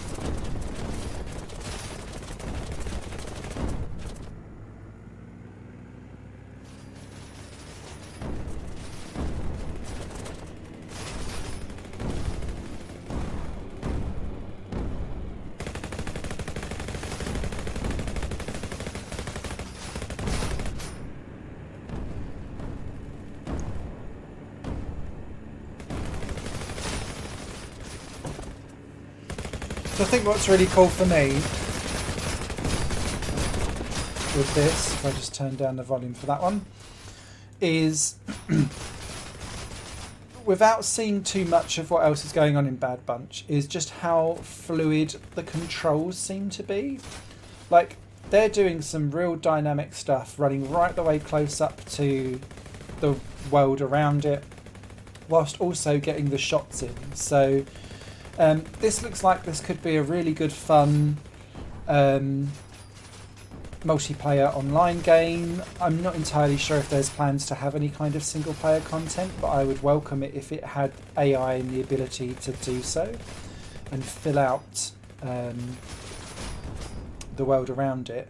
Apparently this demo does have AI in it, so worth kind of kicking out. As you can see, it's kind of a 8-minute bot of stuff, so loads and loads of bots in there, which is cool. But yeah, that looked intriguing for me and interesting. So Bad Bunch by Stare, pre-alpha in solo, reminds me of, I was going to say Jumping Jack Flash or Jumping Flash. Oh, there's a PS1 game that does this very well. And there's the game that came out, I think it was on Wii, but I've got it on PS3, where it was the My Sims that did something quite similar to this, where you just had little arenas where you'd go around in little cute planes and shoot each other. Yeah, this reminds me of that in a good way. So Bad Bunch, pre-alpha. Next up is Pesticide Not Required. This is by Jam Packed Games in beta, 2 to 5 dev team. There seems to be a rather large frog in the middle, so let's take a look.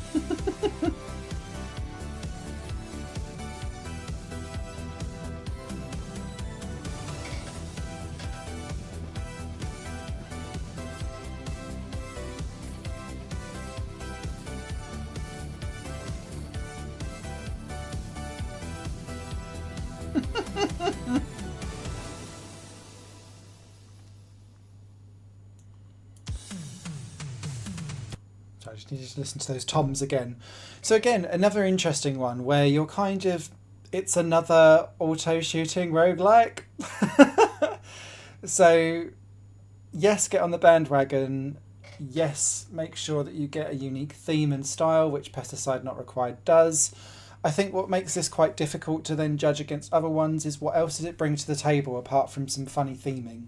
So it has to be around how balanced are the weapons. Does the theming make me laugh, stand out, make it look and feel different? I'd argue that this one probably does. But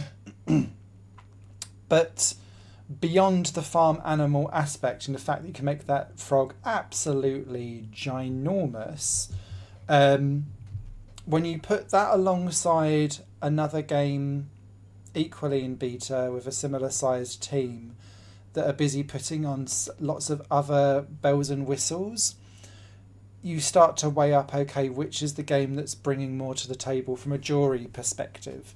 And so whilst I probably would very much enjoy a Pesticide Not Required, and it looked good fun, I'm not entirely sure I would rank that higher than the game that we had earlier, where it was all like you had all of that additional like building out your town on top of it as a result of the rewards that you get. I think one of the things that's missing in a lot of these kind of things is what are your price point, and I think that alongside with dev team where you are in the journey of development is quite helpful potentially sometimes to know about, because if this was being marketed as much cheaper than the previous one, then obviously the standards start to, like what you're looking at expectation wise starts to change. So yeah, but yeah, very interesting game, looks good fun, is going on my wish list. I say this, I'm like, oh no, another action auto shoot roguelike, and I'm like, add to wish list. Can't help myself. Jam Pack Games, that's in beta. So yeah, thank you very much for that. Good one. Next up is Venture to the Vile by Studio Cut to Bits. Oh dear. It's in alpha, so again quite early in its development phase, and has 11 to 12 as a dev team. Interestingly, going to be published by Aniplex, who I thought were anime movies, but there we go. Our journey starts with our hero out in the woods, accompanied by his friend Ella, when they hear a frightening sound. As the pair flee in terror, the ground gave way, plunging our hero into a cave, knocking him unconscious. He awakes to a horrifying monstrosity, grasping at his arm, causing it to become black and corrupted. In his delirium, he manages to pull free and escape. Back in town, Dr. Crow explains that the town has been taken over by something the town folks have named the Vile. Upon examining our hero, the doctor points out that he has absorbed part of the monster instead of being absorbed himself. This has given him a new and unnatural ability to change his arm into a vicious claw. Dr. Crow asks our hero to investigate the sources of the outbreaks so he can study our hero's changes to possibly find a cure. All the while, we will encounter stories of the missing townsfolk, folklore legends, and forgotten lands, all in an effort to find his dear friend, Ella.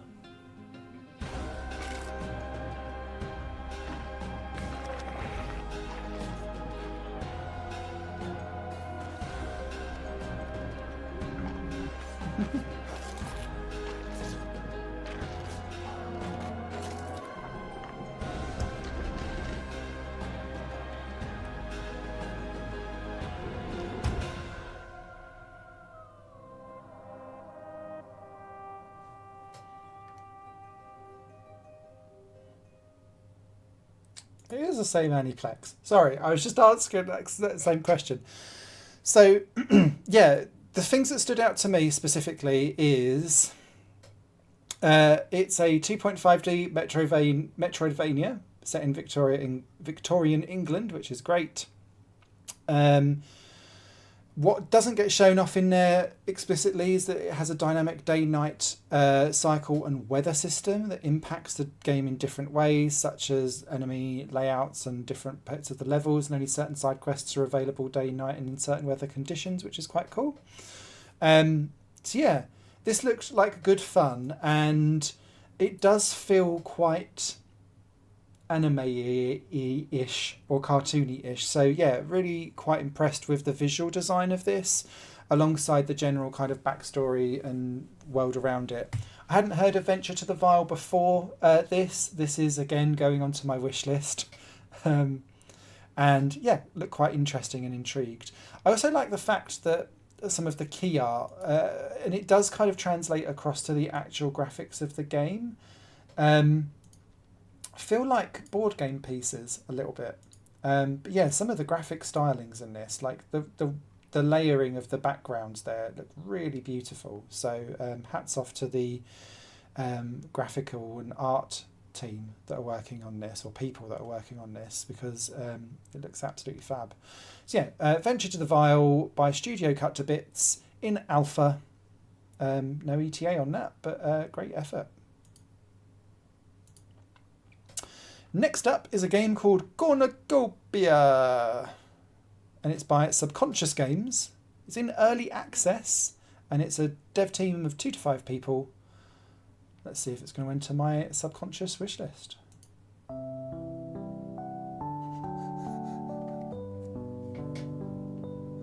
I'd love to be walked down the aisle by a chicken.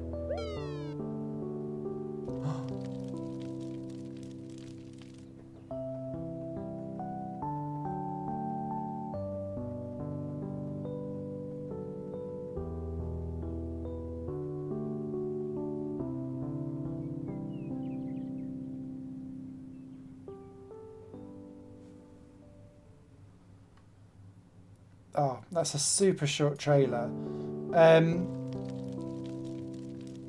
Okay, I'm going to need to give more information on that. So, Cornucopia is a farming sim, but it's 2.5D. So, the camera actually is... So, throughout all of those shots, you can kind of see it, and actually this gives a good example of it. The actual farming and your moment-to-moment gameplay takes place at a camera dropped down at this level. And when I was looking at the dev video that had been submitted through, which to be fair has not been we've not been told not to share it, but I'm sticking specifically with the trailers that they'd submitted alongside that were public, and that was called the marriage trailer. All of the farming takes place and all of the gameplay is at this level. So you're kind of going back and forth and the camera's kind of pushing through your crops as you're going backwards and forth. So that looked quite interesting and cool, but also potentially, like, it offers a different perspective, but I could see that being a bit of a pain sometimes as well. So it'd be interesting to see how the game gets around doing that. Alongside its farming of crops, trees and bushes, it has a compost system. Interesting. 200 recipes for cooking. And there's an overarching plot with mini games, quests, arcade games, card games, day-night cycle, dynamic weather, various different NPCs, and obviously you can marry someone by the looks of it in there too, and have the stork bring the child. I think this looks super, super cute. I will be adding this to my wish list, even though I never have time to play these types of farming games because they're often a massive grind fest. And so this at least looked like it had proper story going on to try and keep me invested. So if I was to ever pick up this game, it would be one that I'd have to chip away at. But love the art style, love the vibe, cute. So that is Cornucopia from Subconscious Games in early access. You can sample that now. Next game up is The Last Citadel by Honest Demon. This is a solo developed game that is in beta at the moment.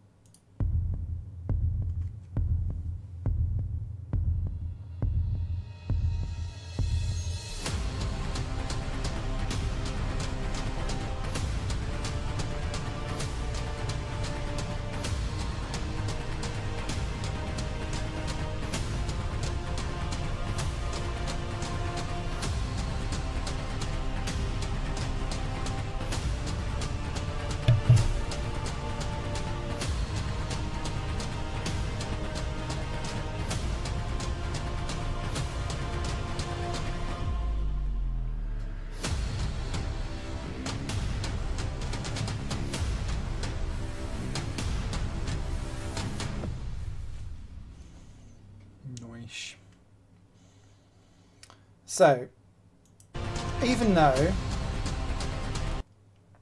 very dramatic music, love that. Even though I'm not like the biggest fan of this type of game, this looked fun to me, and it looked engaging, it looked chaotic, it looked very full on, definitely leaning into its drama. But yeah, this 4-player co-op focused experience. It's a roguelike. You can have up to 4, so if you've got 2 or 3, you can certainly go for that too. And solo modes are definitely available too. So the interesting thing I think around this is, and again it's not shown specifically in the trailer, you get 4 different abilities to choose from, but there's 45 abilities for you to choose from to build up your character. So if you're really playing as a team looking at co-op, you can definitely assign certain things for so that you've got like your tank and your ranged and your melee and all of that kind of stuff. So yeah, it looked really good. Procedural generation on level design I think is a hot potato. Obviously you'd need to kind of understand and see how well that's all implemented. And for a solo developer, I can totally see why you would probably want to go down that generative way of doing things, because it gets you 80% of the way towards a good level. I do think you miss something when you go down procedural generation rather than, sorry, not generative, procedural generation, so that you can like, does that give you that final edge of stuff? But you'd only ever know that if it's been procedurally generated in the right parameters in the right way, and that's up to the developers to get that done. So yeah, Honest Demons, The Last Citadel. Pleasantly surprised with that. It's not going to be something that I would go into my wish list specifically for me, but that has intrigued me more than many others in that genre. So hats off to Honest Demon for making a good and interesting trailer. Keep me entertained. Okay, the next game on this list is called No, it's not. It's called Everyday We Fight. It's by Signal Space Lab. It's in pre-alpha, so this is very early in the development cycle. It's from a team of 11 to 20 people, so one of the bigger sized development teams. And I believe... So this is called Gameplay Breakdown, featuring Christopher Odd, who I'm assuming is the narrator of this. This was possibly one of the gold standards of trailers that we had sent through from a juror's perspective to understand why a game was good and why it was unique and why I should be interested. So let's take it away. Every Day We Fight. In Everyday We Fight, our main focus is about having always-on gameplay, so the player has agency during the enemy's turn. Through our unique reflex actions, units can scramble to evade attacks or provide covering fire for an ally. Reflex actions are not exclusive to the player, though. Enemies also attempt to avoid danger during the player's turn, adding challenge to the tactical gameplay. Weapons are fired from a third-person view, giving the player full control of their shots. Combining this with reflex actions, such as Overwatch, leads to some dynamically thrilling moments. A physics-based ballistic system means that projectiles will deal damage on contact with an intended target. This eliminates the frustration of similar games in the genre. However, as long as the reticle fully covers the target you're aiming at, you're guaranteed to hit. The player's also not limited to targeting just enemies. Environmental hazards can be destroyed, expanding the tactical possibilities for chain reactions and taking out multiple enemies at once. Everyday We Fight blends free roam exploration with turn-based tactics. Outside of combat, there's no action points or turn restrictions. Players can easily loot items, interact with the environment, and learn more about the world and its characters. This offers the player a much-needed change of pace between combat encounters. You'll find several staples of turn-based tactics in Everyday We Fight as well. This includes character progression skill trees, attachments that improve weapons with bonus perks, and consumables such as frag grenades, smoke bombs, and medkits. All heroes have unique active abilities and reflex actions that complement each other and reward players for smart decision-making. Finally, line of sight is a big consideration in tactics games. We've added indicators in our UI to show which enemies the character can target from a new position, as well as how many shots they'll be able to fire once they're there. And if an enemy is just out of view, such as around corners or below balconies, the player can lean out to gain new line of sight opportunities and pull off shots like never before. That is how you do a gameplay breakdown trailer. I I cannot say enough good things about that versus so much of what was submitted, not just here, but also, so like when developers contact me just about their games in general outside of, say, Indie Cup Canada, and just want to say like, hey everyone, I've got this game coming out, would love you to feature it. It's like sometimes we just get, hey, check out my game, a link to Steam, and you kind of go, you don't need much, but it's just those little those hooks that you can hang things off of. And there's so many things shown in 1 minute 46 seconds was when I paused it, that make me go, Every Day We Fight has taken into account lots of considerations for the genre and the gamer and tried to fix them, that then make me go, do you know what? The developers really truly have understood what they're A, building, but B, the pitfalls of the genre and what they're trying to solve. So yeah, big, huge thumbs up from me. Every Day We Fight, I hadn't heard of it beforehand. It's gone onto my wish list.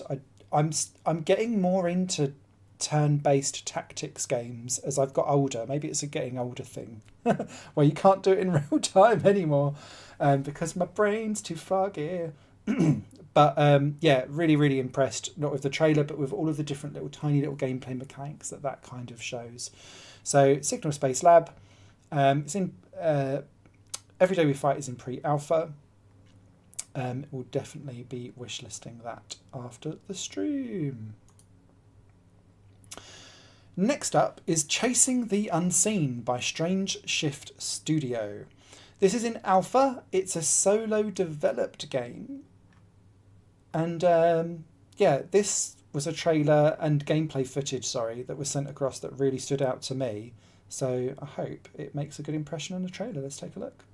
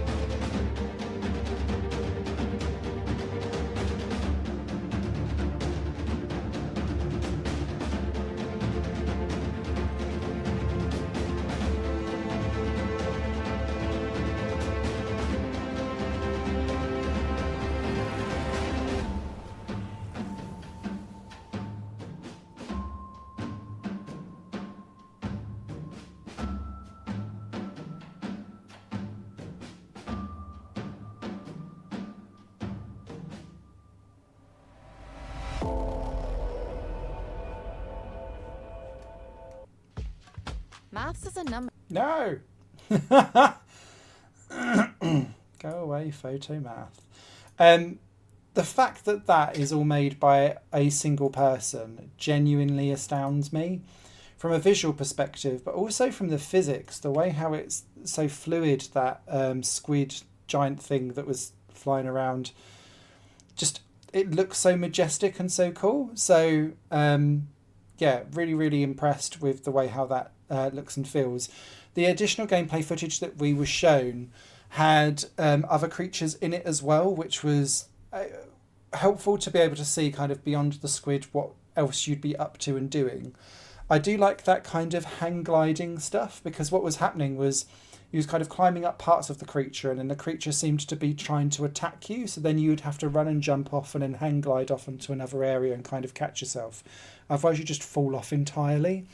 So yeah, Chasing the Unseen, I hadn't seen this before Indie Cup. Delighted I have. Definitely going on my wish list. Genuinely impressed with Strange Shift Studio, easy for me to say, in what they've pulled together, because that is a huge thumbs up from me, and definitely up there with my top echelons, I think, for what I would like to personally recommend. So that's that one. next up is Remnants of Aurelia. Aurelia? R''Lyeh. It's by Darktree Game Studio. This is a prototype, and it's a solo developed prototype. And it's a classic horror survival, so be prepared to grip the seat with your bum cheeks.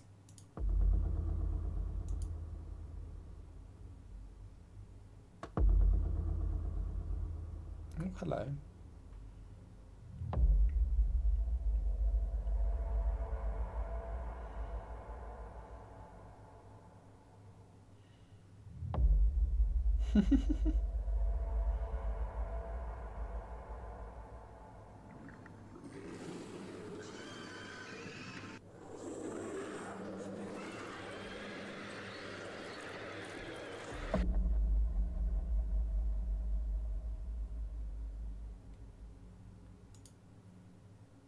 Okay.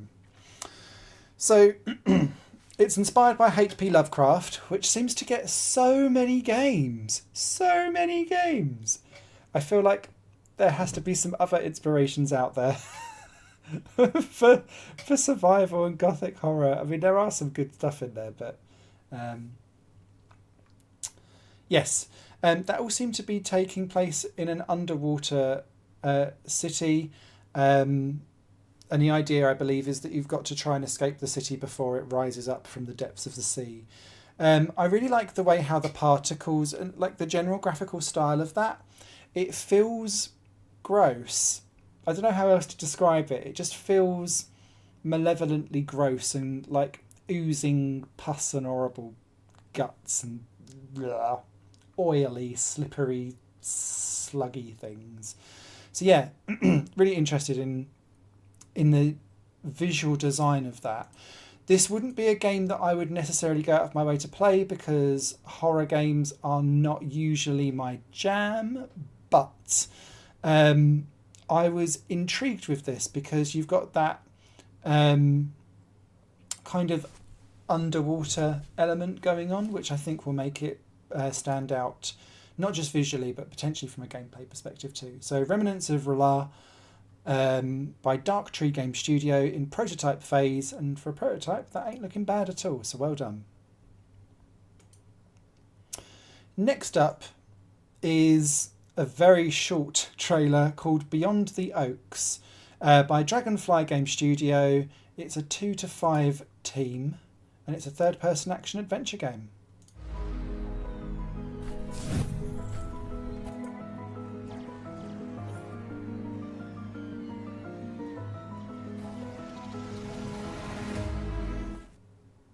And that's it. Which is unfortunate because actually we were given a very 10-minute version of gameplay footage which shows the game in a much better light.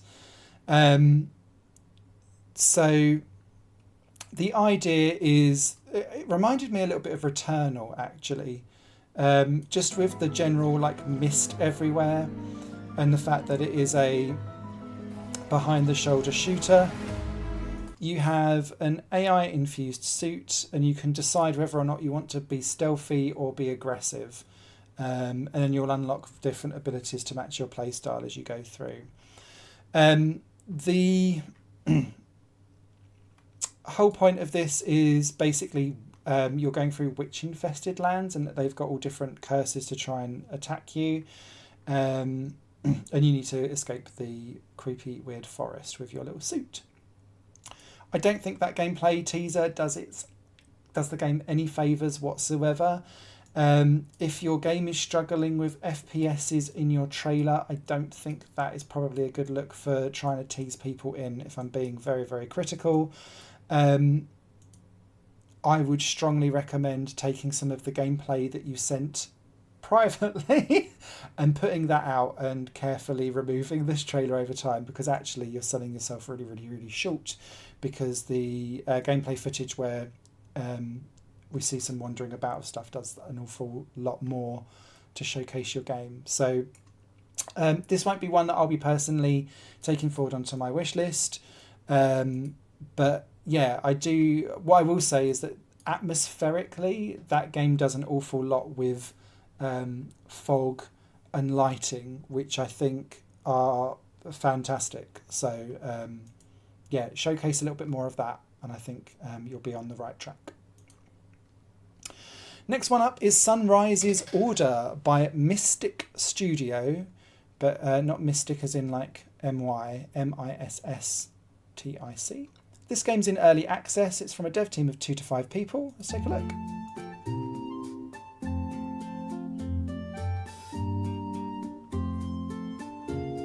Did I see a causing?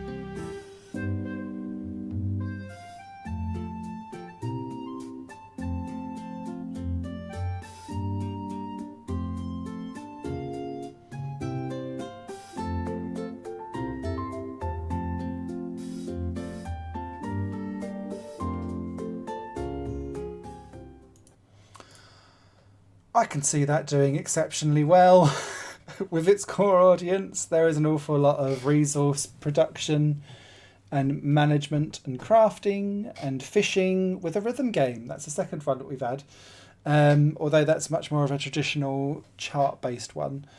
Yeah, I've not got tons to say about this because I think it looks very familiar. It plays very familiar.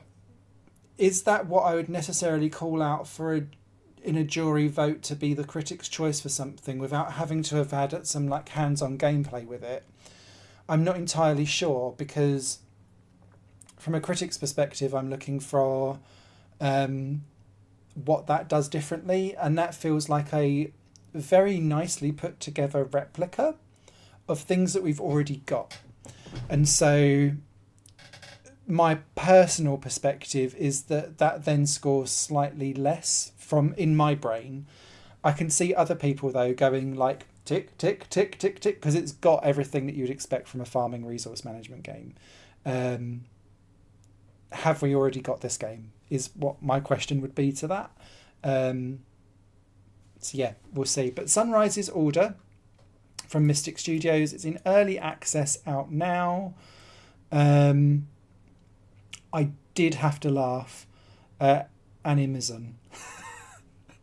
How you haven't been sued.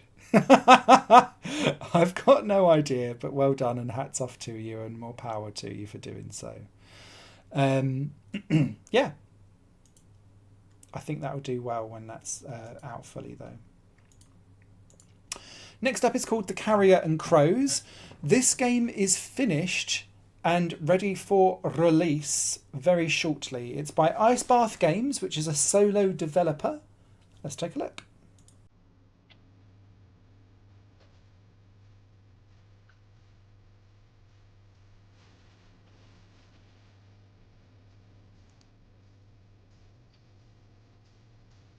Ooh.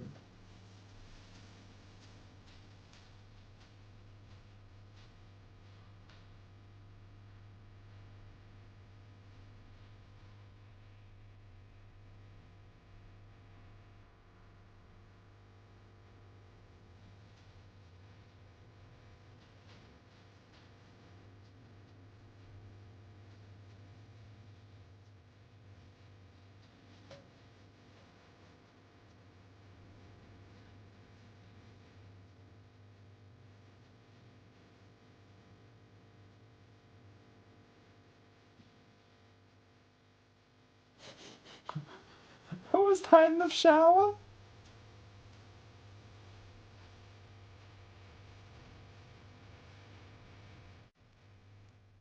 Okay.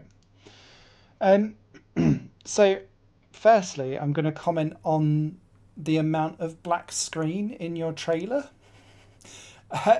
I get where you're going for. It's about hitting the beat of the music so that it showed new things that were going on. I think lessening that fade to black would probably help with making that feel bouncy and rhythmic as you go along. This is like a proper first-person shooter, kind of resource management survival style game. And it's open world. The idea is that you've crows have downed your plane, basically, and you're trapped in northern British Columbia. And so you need to craft your way back to civilization. There's different biomes, crafting stations, tools. And yeah, the idea is that you're kind of around the snow line for the mountains, but not exactly entirely. So you're kind of going to be crossing between the boundaries, is what I'm kind of reading in between the blurb with all of this. Intrigued, interested, looked very like there looked like some idiosyncrasies in there too. So whilst this isn't going onto my wish list specifically for me, because survival games I only pick up a couple, this does intrigue me, so well done, and hats off for a solo dev for taking on an open world survival game. I think that's very brave. LBRY is next, another solo developed game by Local Thunk. This is in beta, and here we go.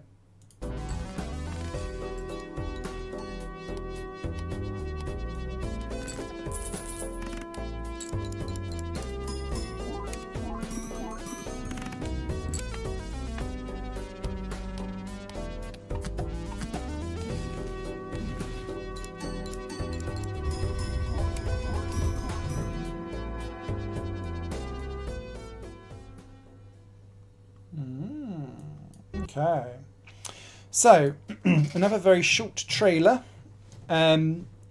This is a poker roguelike. Oh yes, with deck builder bits on it. Now thankfully the developer put in a really well put together actually gameplay dive in, so I know more of what's going on behind the scenes. I'm never sure of these videos how much I can actually talk about what's going on, but the idea is that LBRY is a deck building roguelike where you play your poker hands and earn chips to defeat enemy blinds. You then enhance your playing deck by buying jokers to modify the hands that you play, and you can see the kind of jokers that have been popped out there. So yeah, think poker as a roguelike, to beat other and continue up the ladder through your different runs. The idea is that the full game will then also include other things like tarot cards and planet cards, vouchers for doing different things and getting discounts on certain, I guess, cards or decks that you build. And although it's going to be procedurally generated, it's done based off seeds, so you'll have seeded runs that you'll be able to go back to and try again and again and again. So yeah, solo dev, interesting spin on poker and roguelike games. I was quite intrigued with this, so yeah, like the art style, seemed quite nice and simple and relaxed. LBRY got a demo live out now. Okay, the next game is called Frigid, and it's not describing my love life. It's by Celatrias Games. It's in alpha. It's a team of 2 to 5 people. Let's have a look. Better not be describing my love life.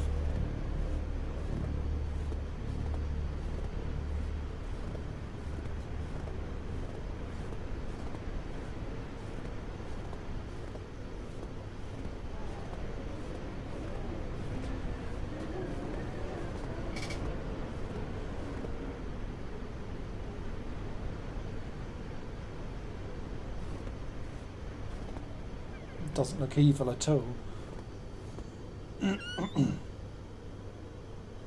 Hello? Anybody home?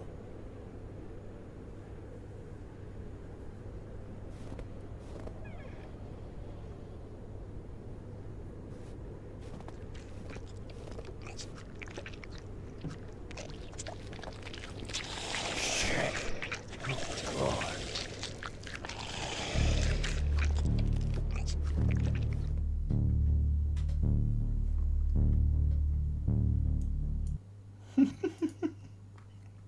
Okay. So Frigid is a hunt, build, craft and survive apocalyptic Arctic game with a strange virus that's infecting the wildlife. So think The Thing, but called Frigid instead, and you're pretty much there. We were sent some additional footage, which, to be fair, the dev hasn't said that they didn't want to share. But yeah, the interesting thing around this is that it seemed to be that you had to set fire to and burn all of the enemies that were around, and that seemed to be the big thing that was coming out of the trailer that we were talking about. Checking, yeah, I'm still live. Sorry, it looked like I wasn't for a second. And whilst that looked quite interesting, we'd set like some of the, you could see in the demo that some of the animals or whatever that had the virus were set on fire, but they were still coming at you, and I was like, actually that is quite creepy and weird, and was very The Thing inspired. So this, although not for me personally as a type of game that I would play, I think has some legs to it. Be interested to just see how that kind of transpires over time. So yeah, Frigid by Celeritas Games. I love that they've titled that trailer, my God, what was happening to it? 4K. Yeah, let's see how that goes. Next up is Superstar Strategy by LBRY Games. This is in beta and it's a solo devved game, so let's take a look.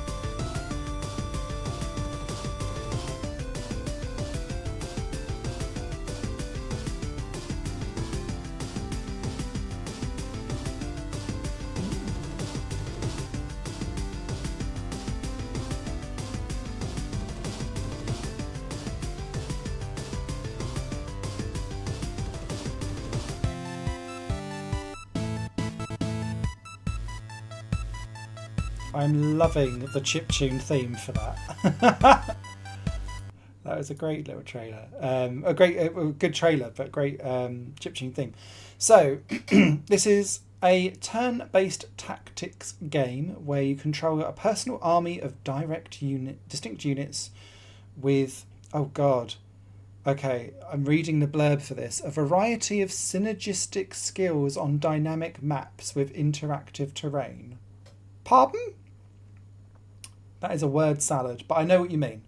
Only one objective needs to be met to win the match. Interesting. Okay. So, we were sent some very long, unedited Steam Deck game footage, actually, of this working in action, and I was dipping in and out of it throughout. I have to say, I really like the look of the way how this game plays, more than the look, if that makes sense, because some of this screen looks really busy because there's an awful lot of UI around it, but then actually the world itself is quite colourful, and then sometimes there's weather effects on top of that, and it's just, there's a lot for the eye to try and pick out what I'm supposed to be looking at, and to try and pick out information. And so I'm quite grateful that some of the battles seem to then like take place on the next screen up, and then everything else kind of fades away in the background slightly, because I think that will help things. Outside of that though, this looked like a really interesting tactics game that I would definitely be looking at putting onto my wish list, and I will be doing so after the stream. Yeah, LBRY Games, one-man developer, Trevor Kendrick. Hello, Trevor. Doing a mighty fine job there with a strategy game. And I like the fact that if there's lots of different objectives, but you only need to win one of them, which one do you then cover off and go for? I'm sure will be very different depending on what's playing. Okay, we've reached number 40 of 80. I'm wondering if actually we should pause, and then I'll do a part 2 live stream after lunch. Quite hungry. Or should we get... Do you know what, actually, I've got a few more open. Let's keep going. I hadn't opened everything in my tabs because after like 50 it starts to run out and get a bit quirky. So we'll do the final lot and then we'll pause for a wee bit. So yeah, so that's Superstar Strategy going onto my wish list. That's in beta and it's a solo devved game. Next up is Camera Anima by Expresso Mutt. And I'm Expresso Mutt. I'm sure it's supposed to be Espresso, but they've put a nice little dash in the middle. This is in alpha. It's a team of 6 to 10 people producing this point-and-click steampunk visual novel.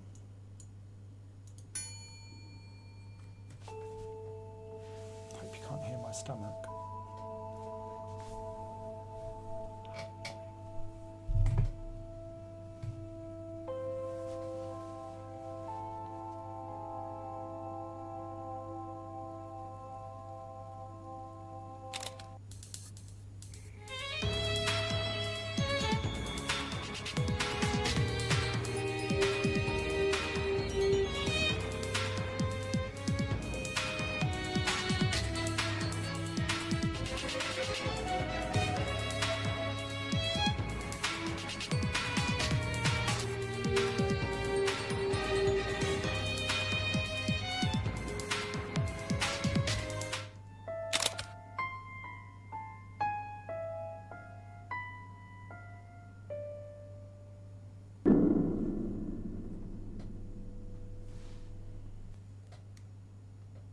Drama.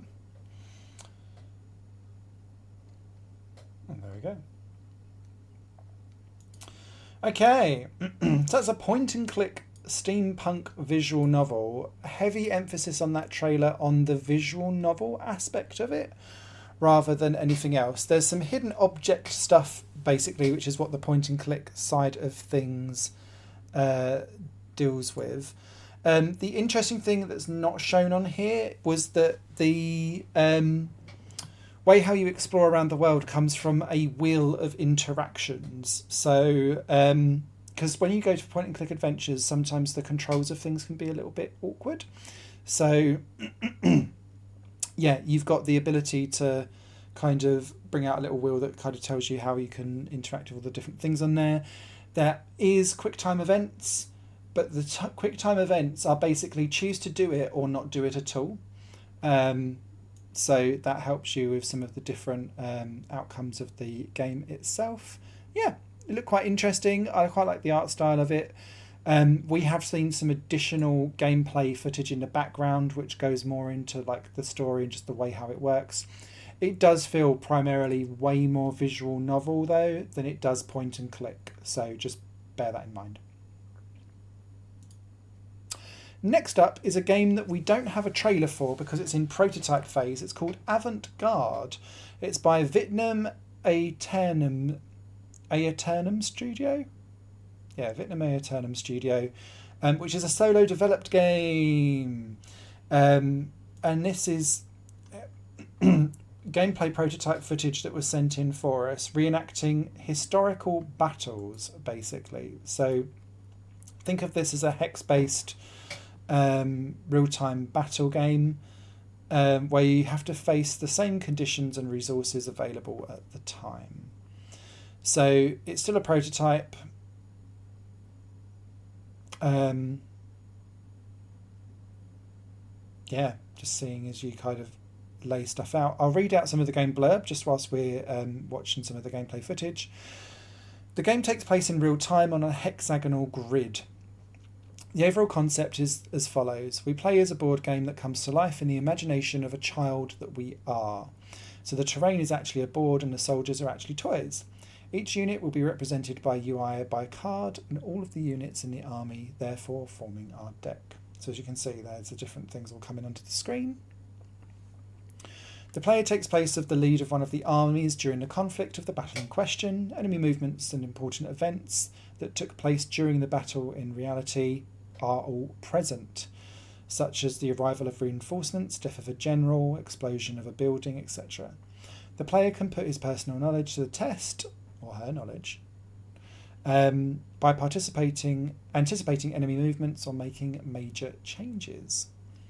So yeah, I quite like the fact that this is trying to play out stuff as if it happened in real time in the real world. I'll just scoop forward a little bit so you can actually see battles in a bit more play. But as you can see all the different kind of markers and wherever stuff is kind of moving around, you get to see the battle play out. Be interesting to see how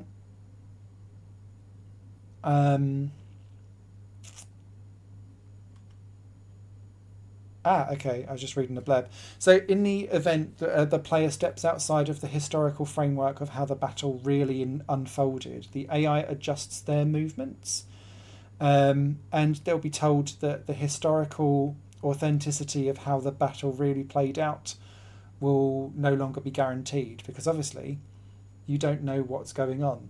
I think what's really interesting around this is that the developer who's working behind this is actually working with historians to get the battle authenticity sorted and correct.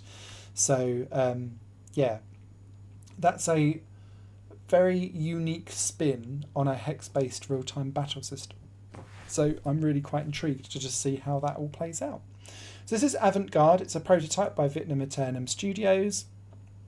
I don't even think you can like Steam wishlist it or anything like that at all. So watch out for this one coming soon. A really interesting concept, and best of luck to the dev. Next up is in Grid Hack, and this is another game developed. Well, it says 2 to 5 people, but it's called Philip Drober. So I wonder if there's just like some additional people hiding in the background behind Philip for Grid Hack. Let's take a look at the trailer.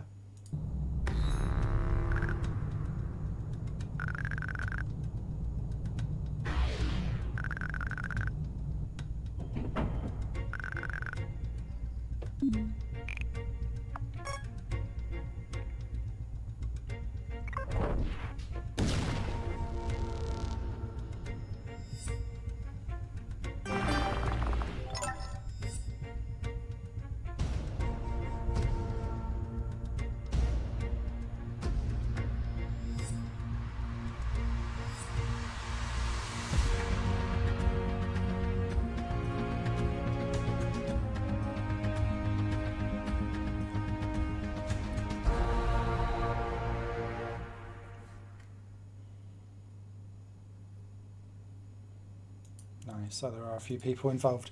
So the idea around this is that you are basically doing picos battles to try to battle your way through hacking things by solving nonograms. So really interesting spin on how you'd normally do these types of RPGs. So it's not a traditional like battle system that you'd be doing where you're battling specific enemies. It's all around hacking and stuff like that. What I really liked about this game specifically is how the camera is always positioned to give a very cinematic view of the game. And the gameplay footage that we were sent in, that's in addition to this teaser, really showed how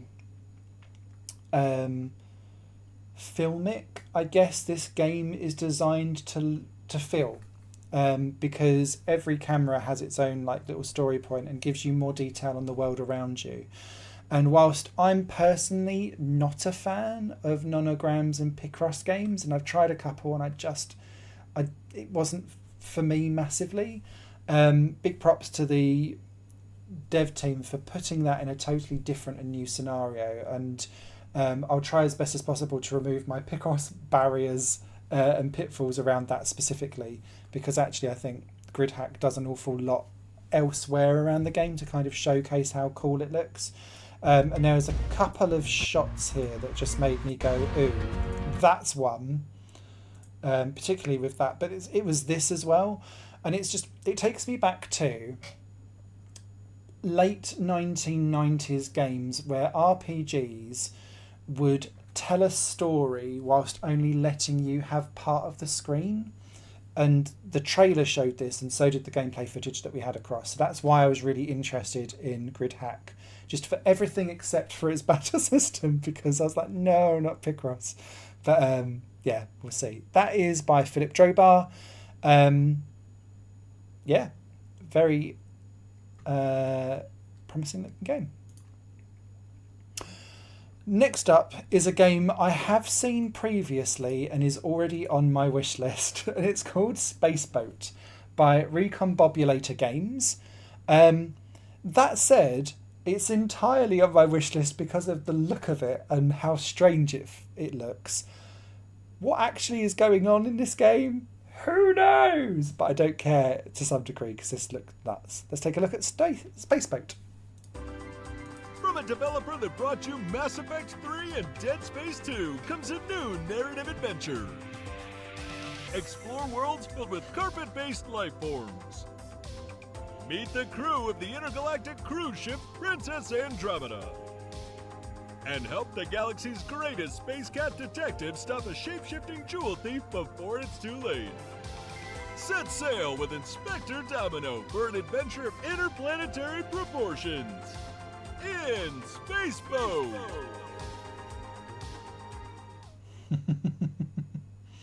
That game has... It was that. The lighting effects in this game. Chef's kiss. Lots of neon going on. So you play as Inspector Domino, a space cat detective charged with finding a shape-shifting thief. So this is like a narrative RPG adventure-y game. It looked like there was lots of other additional things just being showcased in that trailer. I haven't played the demo of this, although it blatantly shows that the demo's out. But yeah, this looks really unique and interesting. I like the narrative vibe of it. I like the craziness of all of the different characters and the fact that it's really leaning into that whole you can find anything in space look and feel. Graphically and artistically, I think it looks absolutely superb. So yeah, it's doing a lot of heavy lifting with its graphical appeal and its narrative style, but considering the game is entirely around that, I don't think that's a bad idea. So Recombobulator Games, well done with Spaceboat. It's in alpha phase at the moment, so very early in its development. Best of luck. That's staying on my wish list, by the way. Next up, we have Trapped on the Flip Side by Time Moth Games. It's a prototype, so again, extremely early on in the development phase. And Time Moth Games is a dev team of 2 to 5 people. So let's take a look. Oh, I love the fact that, sorry, before we get in, they've titled their trailer the way too early version. Girl, me too.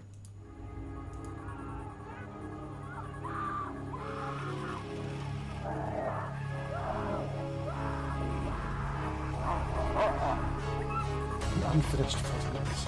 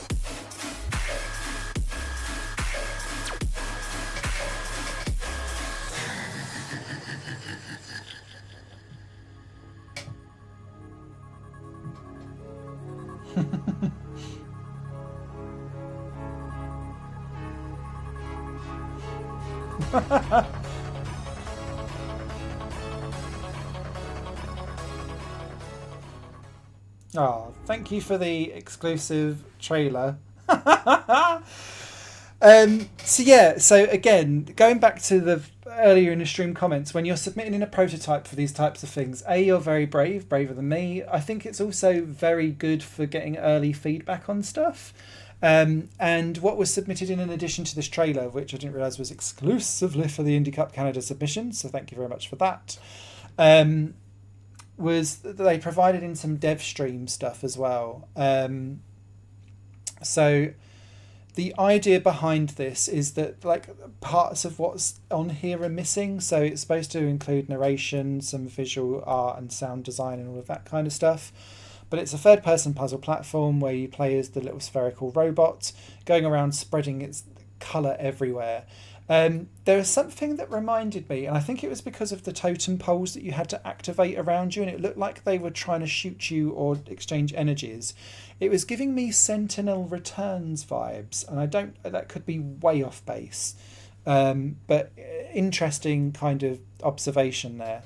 But it looked like a mixture of like platforming challenges as well as like just trying to get around stuff. I think it's going to be really difficult with this versus other games that are definitely easier to understand what you're giving a Critics' Choice Award to without having to kind of shortlist and dive into this type of stuff. But yeah, I do love the humour of it all though, so a hats off and thumbs up from that perspective. I'll be keeping a watching eye on Trapped on the flip side. I won't be adding it to any wish lists or anything like that yet. I don't even think it's available to do so, to be honest. But I like the idea of this, and so long as you kind of spread out your energy and colour and light, that it's very clear what you've turned on and what you haven't, I think that would help, because for me, looking at that, because it's like partly unfinished, seeing that kind of, and I was saying this earlier on in the game trailer where the world was coming to life with colour elsewhere. The same thing applies here. It's a good element of progression that you get to see. So yeah, there we go. Next game up is called Unplug. This is by Crow's Captain. It's another prototype, so it's very early in the stages of development. 2 to 5 person team. Let's take a look.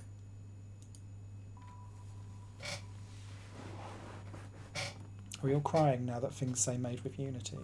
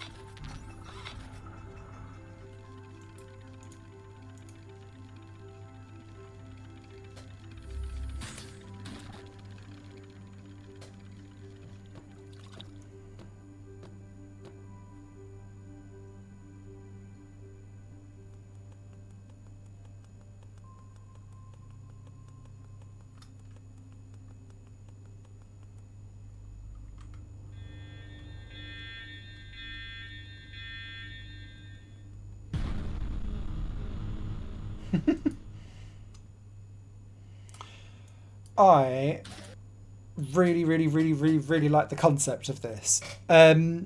So the idea that you plug into all of these different other robots to then get more functions so that you can go off and do more things, I think is a great idea. It's not unique. We have seen this type of thing done before, but there's an element of whimsical cuteness around the way how that TV robot kind of like leaps over things and playful low poly cuteness around the way how like you could get in the tank and destroy and cause carnage and problems there.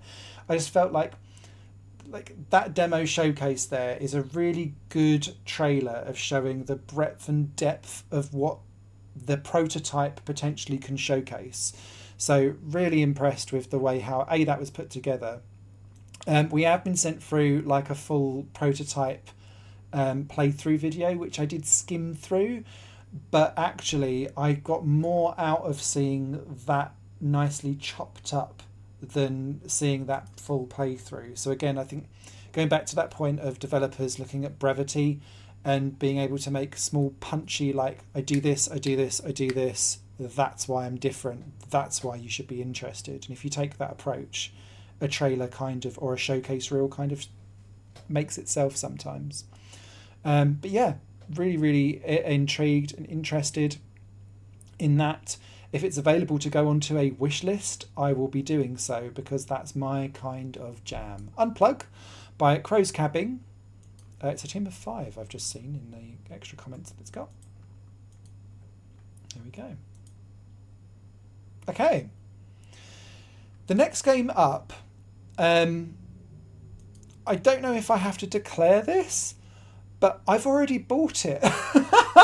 It's called Peglin. It's been in early access for quite some time. It's by Red Nexus Games.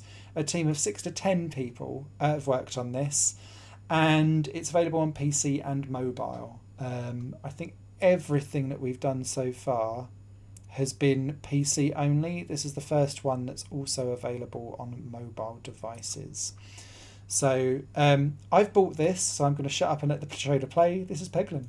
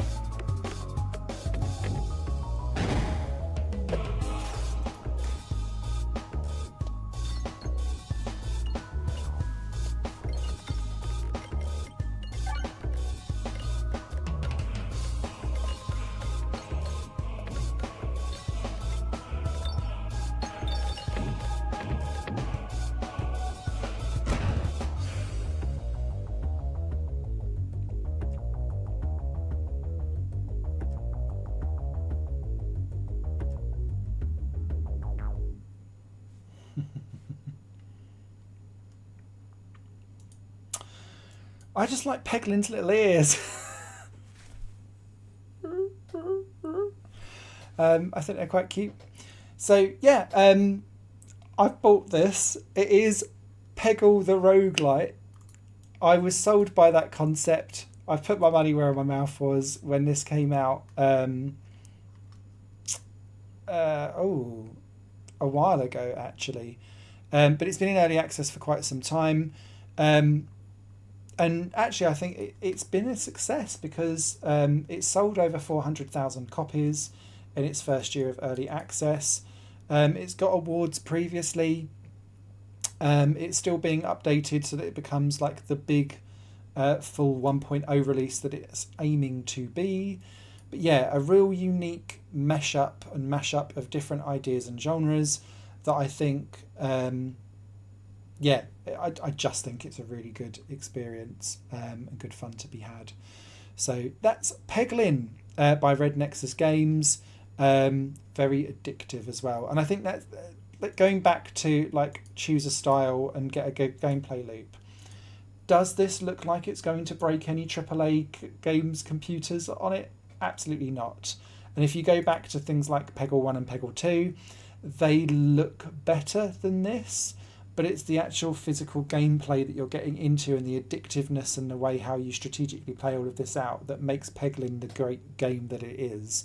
So yeah, that's what I mean when I'm talking about it doesn't have to be like visually stunning. It just has to pick a lane and know what it's picking in and then commit to it. And I think Peglin's a good example of that. So I'm going to pause. We've done 47 games. Peglin feels like a good one to stop on for this part 1 of the stream. I am going to stop the stream here and then come back, and we're going to do from 48 down to 80 in probably about an hour or so's time. I need to A, get some food, B, sort out my throat because it's really, really hurting and I'm losing my voice. And yeah, we'll be back for part 2 in not too long time. I hope developers have found this really, really useful. I'll pop all of the links to all of the games and their trailers in the description post stream. Take care, and I'll catch you on in a bit. Bye.